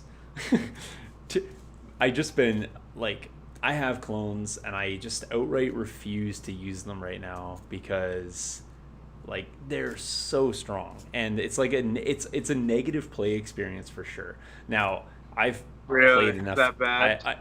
I just feel they are like. So I was playing Mike yesterday, and we did like 2 games, and I threw an Empire list together. It wasn't a great list, but it was like, I want to use Bosk, and I haven't used Iden yet, so I just put a bunch of stuff together. Not the most optimal list for sure. I didn't use Shore Troopers. I used Naked Storms. So I was just having a good time with it. But we played 2 good games. They're close, but not really close, because like I felt like I wasn't able to play my game the entire time. And I mean, the leading up to Gen Con, I played so many games of Legion, and I was using my droid list. And honestly, I made that list to counter clones because I had played them a few times before, and I was just like, if you can't beat clones, you're probably not going to win. So I practiced a ton against clones, but really I built a list entirely designed around facing clones, countering secret mission, all that sort of stuff. And I just feel like that is not a great thing either. Like the fact that I had to do that, I didn't really like that. And like I just right now I just can't bring myself to do it. And so I mean, I was happy because Mike, I was glad Mike's get some wins for sure. And I was working as hard as I could. I just felt like it didn't matter. The Empire tools that were good before, I just didn't feel like I had the tools to get the game done. So it was yeah. and it just, I don't know. I don't want to say Empire's bad, but I just think clones are really really good, and I hadn't played Empire for like a long time, like probably a good 2 years. So I'm sure that I'm not as well versed, but I just really felt like, man, I don't even think playing this any more optimally would have helped. And dice, although they were great for the clones, I just feel like they have so many manipulatives to the dice that just made like bad dice rolling mitigated by having so many tokens available. And yeah, I just feel like right now clones for me are a negative play experience. You got to play around them, and that's the thing. Obviously, I wouldn't take the list I did if I was playing in a competitive thing, but we were having fun, and I had fun. It's just like even Mike was like, yeah. I mean, at least you're playing games. I haven't played Legion in forever. I mean, I was playing TTS a little bit, but I mean, I kind of got bored of it, and I haven't played any in-person Legion in months and months and months. I mean, since COVID kind of dropped. So, right. Yeah, I'm definitely missing it, but I'm enjoying the hobby side of it. So, Yeah, I mean, like we've been doing the Friday night fights, and that's fun. Like I only played in one. I generally just sit behind the casting chair and do that, which I also enjoy. And I like watching other people play Legion. I like watching other people play Legion in a casual setting because I'm not really a casual player. I don't. Like I was saying to Mike yesterday too, it is so rare for me to play a list that's not either a competitive list that I'm practicing or a competitive list that I'm testing out, like in terms of like if I'm testing it, kind of that's the build process up to a practice, and then when I say I'm practicing a list, that's like the finalized list I'm doing. It's so rare for me to do that. So like these one-off games, I just find like, oh geez, what's this card do? Or like I know how to, like, for example, Imperial Officer. Never played one ever. I've played against lots of them, but playing against a unit versus playing a unit, entirely different. Like I know what I need to do to kill something, but not necessarily how to use that specific unit optimally. And especially when I've like such a gap, like man, when's the last time I even talked about an Imperial officer on a podcast or something like that? It's just not. It's not in my wheelhouse. I do think though. I will say with certainty, not playing Inferno Squad. I am not an Iden fan at all. Really? And I'm not saying Iden's bad, just it does not fit for me. I played her twice and I was like, wasn't really feeling it. But yeah, anyways, but not to get into a Legion diatribe now, but it's a weird she seems to really need like a lot of support around her for her cards and stuff. Yeah, Inferno Squad. Like the entire unit. I'm a Death Trooper fan, so I don't know if you ran Death Troopers with your list. I used to play. Like I didn't run my Imperial, like my last Imperial like list that I played, but I was a big DT, double DT, boss Krennic, four medic, 4 naked storms. Oh, boy. I love that. I love that list. Nothing is better than like unkillable Death Troopers, and even when you kill them, every sense of the word, let's bring them back to life. Like I just felt really good about it. But yeah, no, it was we're gonna have another game. I'm gonna do a little bit more of a meta Imperial list just to kind of litmus test that a bit better and be like, okay, can a better list do better, or are clones still really strong? Clones are strong, straight up strong. So I think I don't know. I think they need some fixing, but I don't know. I mean, there hasn't been, besides TTS, it's not like anyone's really playing games competitively. So I don't know. Right, and we'll have to see. But yeah, I agree with you. I mean, they seem really really good. And the fake meta of using, and I call it fake meta not to be derogatory, but what I'm saying is that you're using the meta for clones. The only meta for clones that we have right now is like basically from the start was with unreleased units like arcs. Yeah. And so you're like, how many clones in the last Invader League, which I didn't play in, had arcs in them, and how many clones were just pure like I'm playing what's released? And I think it's without a doubt the unreleased units were were miles ahead of the all released units for clones. So I think that speaks for the fact that even stronger potentially in the future. And I mean the fact that you had like double clones in the final and many clones in the top like 64 bracket and top 32, and like they were just present. And we haven't you're right, we don't have really a lot of metas to sort of shake that out, but yeah, it is what it is. So I'm just in the interest of time, especially for people that are, go ahead. People that are used to playing Empire like me, I just feel like they're kind of like you get the tools that the Empire has, but you get to share your tokens, and you get all these Jedi characters if you want, and so you kind of get like the best of Empire and the best of Rebels. So that's why I'm like kind of 100% in them right now, because you have so many cool options in one faction. Yes, absolutely.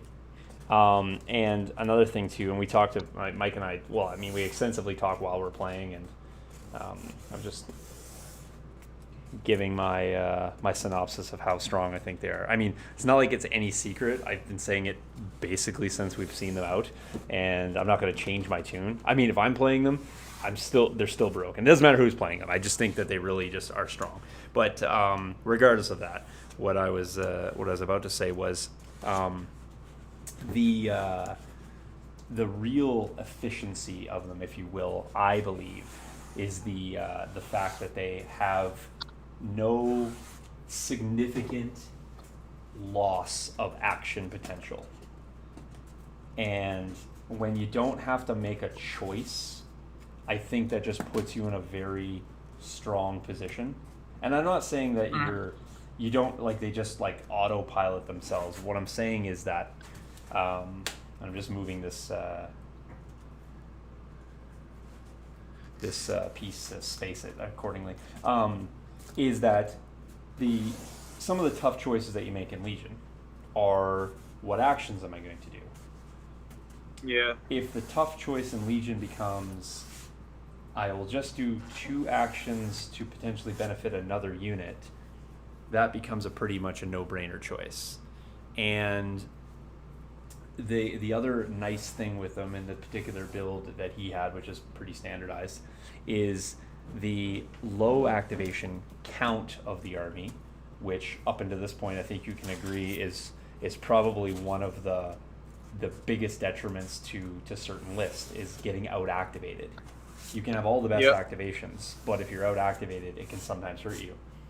Now, the delay aspect of clones, in the fact that they can say, I'm not going to go right now, so I'm just going to take a standby, and being able to have an 8 activation list potentially shoot as if it's 11 or 12, because you just keep feeding a standby onto a unit, basically takes that loss of activation control and makes it even better, because now you're situationally able to control when your unit goes.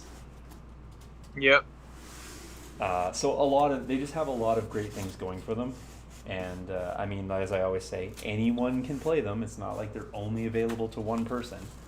It's just I don't know how fun the game gets if that becomes the only choice to play. And I don't think we're going to see that. But hopefully they get some fixes soon. Maybe when the arcs drop, or maybe next year before the competitive scene kind of picks up again, if it does.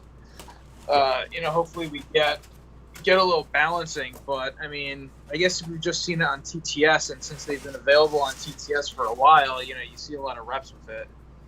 Yep, 100%. 100%. Okay, well, I have finished in a nice space for this evening. I'm just trying to balance out this just a little bit. Just trying to make it look a little bit more square here. And I'm just going to go grab one more spacing tool, Matt. If you want to kind of wrap up, maybe at least give people a nice closure for your piece tonight.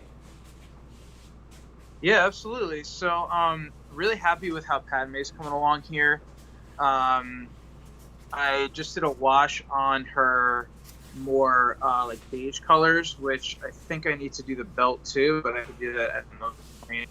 I'm really happy with the non-metal metallics coming out on the pistol and her arm bracers, which I will post pictures after this on the groups. So, pretty pumped with that. The other hostage here, the alien, I really like how the blue wash dried. The purple wash was okay. I don't know if my paint color was contrasting enough, but it definitely got some decent shading, which I can then highlight. And then the green wash wasn't super dark, maybe because like I said before, my base color was already kind of dark, so I don't really see the contrast there. But on the arms, I think the arms came out pretty good with the contrast. So overall, I'm pretty pleased with what I painted tonight, and kind of looking forward to next week and keep going here. And I like the community interaction too with people on chat. So that's awesome. And I'm just doing a little bit of finessing here as I get to the top of this piece. I'm just trying to set the stage for my upper portion. So what I'm gonna do on this piece, maybe what I'll do is, since Matt's tidying there, I'm just gonna bring you guys in real quick to finish up on mine. So what I did tonight is I finished up. Obviously, I got all the ribs done. So that's kind of the box style, if you will. And I was just using these little pre-cut gauges, and they basically were my spacers to space this accordingly. But what I did on the top here, this lid, is I actually want because remember I'm emulating this piece. The lid kind of like is almost incorporated into that last rib. So what I'm going to do is I'm going to make a lid that's not very high, and I'm going to bring it right out to match up and marry up with this. So I put a little bit of a lip just so I can have a bit of a recess, so the lid will pop on and then not shimmy off. So I was just finishing up the spacing on that. I just got to tape it into place, just make sure it stays there. And I'm just bringing this along to kind of give me an appropriate spacer along here. And then of course, what I'm going to do is pop my grenades in the box just so they kind of set and look right. And then this piece here, you can kind of see I got these like 3 laminated layers, and I don't really want to see that. It doesn't look very natural. I want to have more of a finished look. So what I'm going to do is I'm going to create a little bit of a frame to go over here, and it's going to sit like this. So instead of seeing the finished cut edges, you're going to see a nice finished frame that'll be nice and flush, and then the lid will go over that. So it's going to look more like a real box and less like laminated sections. So and that's with the foam. Some of the things that you can do is just you can really make it look much like it's a finished product. You just got to do a little bit of math and a little bit of thinking around that. So again, all these 45s, they don't look really super nice when you're looking at them from the top down, but when you look at them side on, I think you guys can agree, it doesn't really look like you got any cut pieces on there. They obviously will remove the green tape, but you can see on the bottom section, they marry up quite nicely, and then it kind of looks much more like a finished piece. So that's my task in the coming days. And then obviously I got to keep painting this out. I did get the lid done on the other one. I'll show you that. So the difference between 1 coat and 2, I think you will agree, that is a much nicer platform to start adding the base color. So again, this is just a painted foam, few painted layers, the Mod Podge on there, and it gives you a really smooth surface to start from. And again, it's not going to be a glass finish, but it definitely is going to look a lot cleaner. This bottom portion here, that's a single layer, so you can see the difference with the streaking and kind of where the brush strokes are.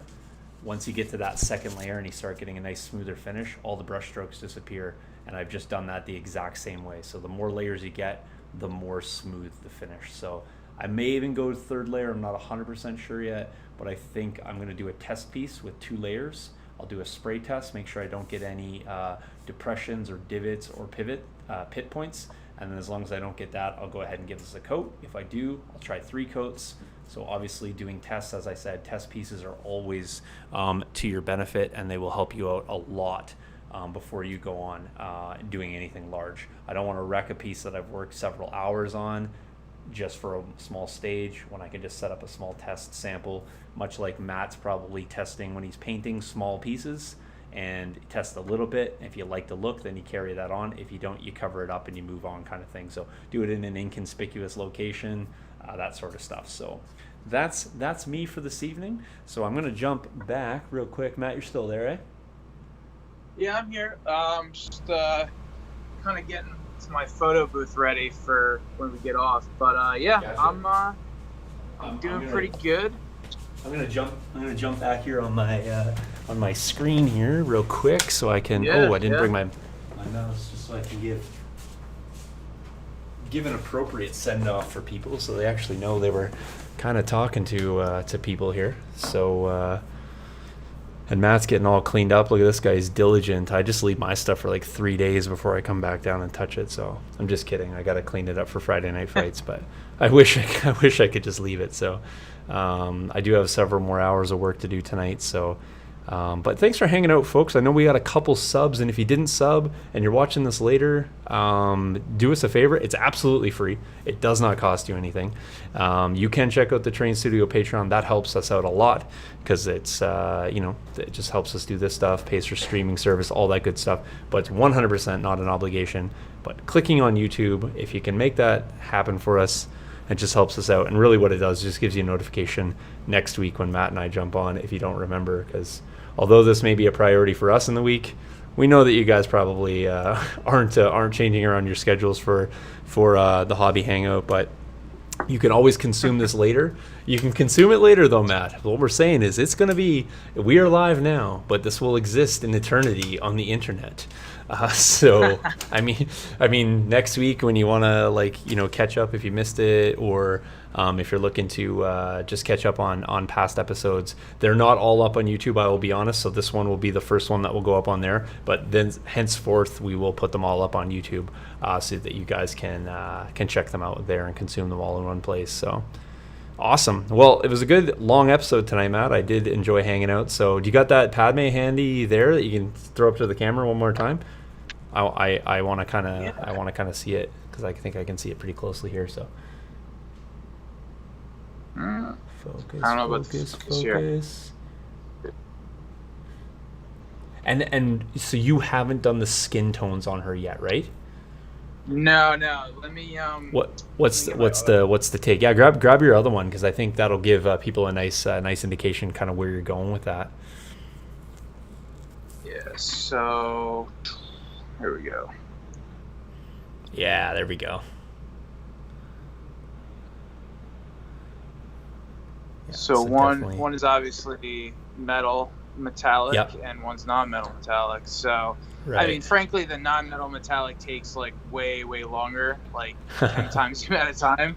Right. But it's definitely a different look. Hey, anything worth doing is worth doing right? So. Yeah. So I really like this model. I think they did a really nice job with it. So what we'll do is we'll get the photos up on the TheTerrainStudio, and I didn't post the photos from last week. Matt sent them to me and I completely forgot until he said photos. So I'm going to post last week's photos and this week's photos together all in one photo dump. Matt will send them to me and I'll put them up on the TheTerrainStudio Facebook page. That is still our primary platform for sharing out photos. It just works better than YouTube. So you guys can see all that. I will also take a photo of what this box looks like. I have it both in the pink foam version as well as the blacked out version, and then I'll give you another photo of the finished blacked out version before I get paint on it, and then I'll show you guys the box that I finished tonight too, in case you're interested in that. So just fun things that we're doing. Again, it's always different each week. Next week I'm going to be on the Proxxon for sure, and I'm going to be cutting thousands of small bricks. So definitely put that on your calendar to come check that out, because it'll be very interesting to see all those tiny pieces of foam. But no, honestly, Proxon, I will talk about it next week. It's a workhorse here for me. And if you're thinking about doing any foam scratch building, it's well worth the investment. It's not that much. It's a few $100, but you will never look at cutting foam with a knife again with so much angst once you've used a Proxon cutter. So even my wife was impressed. She came down and she was like, whoa, that thing's pretty slick. I'm like, well, I've only had these Proxon cutters for 6 years, so I'm glad that you finally noticed. But no, I always say this about my wife. I'll work on something for a few 100 hours at least, and then I'll show her, and I always get the same response. That's nice. I mean, I was going for nice, but I just feel like I always would like a little bit better. But of course, she's not as interested in that as the people we share stuff with. So yeah, I'm not sure how your fiance reacts to your paint work, but hopefully you get a nice at least. So yeah, no, she's pretty cool with it. She's kind of like, how do you do that? That's nice. Crazy kind of stuff. So yeah, you get a question. I usually get the question of like, are you almost done? I get that one a lot. So no, but she's fantastic. She lets me podcast and stream multiple nights a week, and takes care of baby while that's happening, in addition to a large portion of the day as well. So I cannot complain. I just give her a hard time. So, and she's not going to watch the stream, so it doesn't really matter. So awesome. All right, Matt, I will talk to you the next time I talk to you. Hopefully you can come and poke your nose into Friday Night Fights tomorrow. Give us a little hello or a wave when you come in, and who's playing tomorrow? Are you gonna play, or I don't think I'm playing. Jace is probably playing because he's just a regular and likes to play, and we like to have him on stream, so he will probably play. And if we can find somebody else, and if nobody, then possibly me and him will throw down. So I will. I always try to avoid it though, because I rather cast. But Vincent, thanks a lot. I'm happy that you're still here hanging out with us. We got a few stragglers here, which is what I call loyal viewers. And so yeah, thanks Vincent, and we appreciate you hanging out with us and enjoying the stream tonight. So I will. I'll throw your comment up there too, just because it's super nice to do, and it's hard for me to do that when I'm working. But there we go. Till next week, Matt. Let us know what you're going to work on. We'll try to do a little bit of a preview post too, in case you guys are interested. And Joseph. Okay, I'm pretty sure this is Joe Clark hanging out with us, but I'm not 100% sure.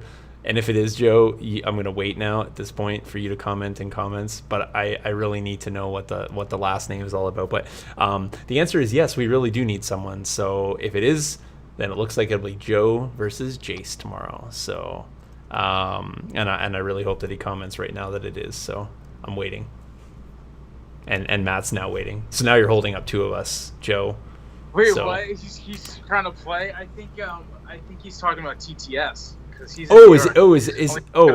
Is this your Joe friend? Because like I have a friend who goes by Joe, and he also has an alias at the end. No, okay, guys, Long Island Joe. Okay, sorry, Joe. I guess you can't come and play, unless you're gonna fly all the way to Canada, which I think you can't right now, and I don't want to see you in jail for trying.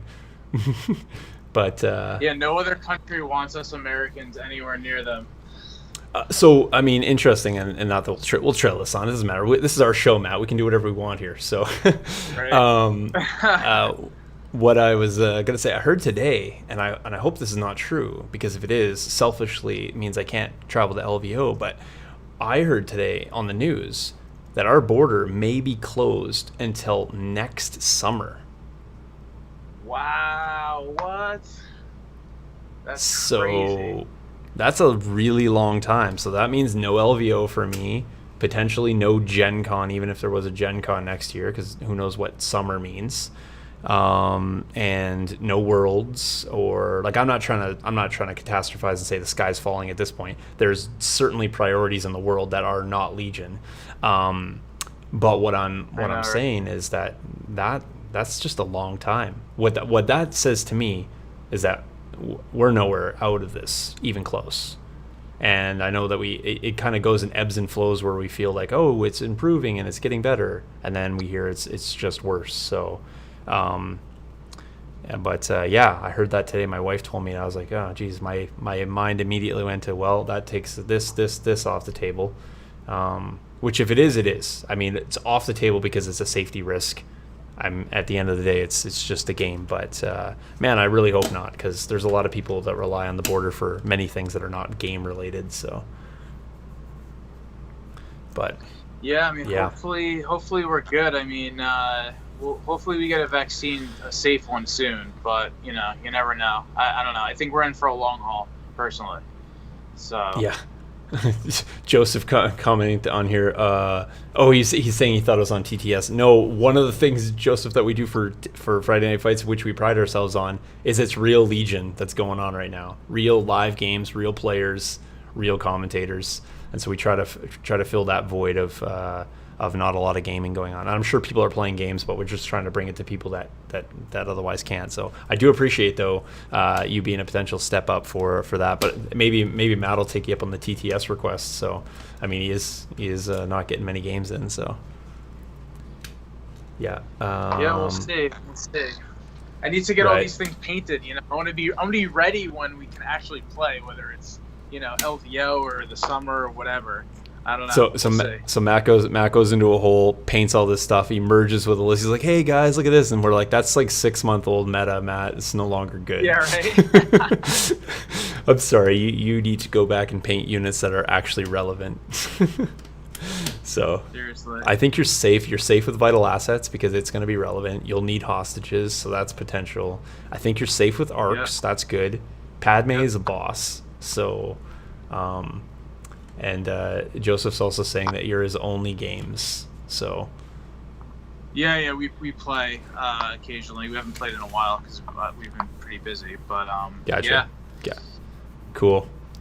All right, man. I will let you go. I appreciate you hanging out. I enjoy the chats with you, and I enjoy working on camera with you as well. So, till next week, folks. Thanks for checking us out. Go check out the Terrain Studio Patreon if you're inclined. Definitely check out the Facebook page, and 100% sub us on YouTube so you guys can get the notifications for next week. So till next week, guys. Thanks a lot, and we'll catch you later. Cheers. See you, everyone.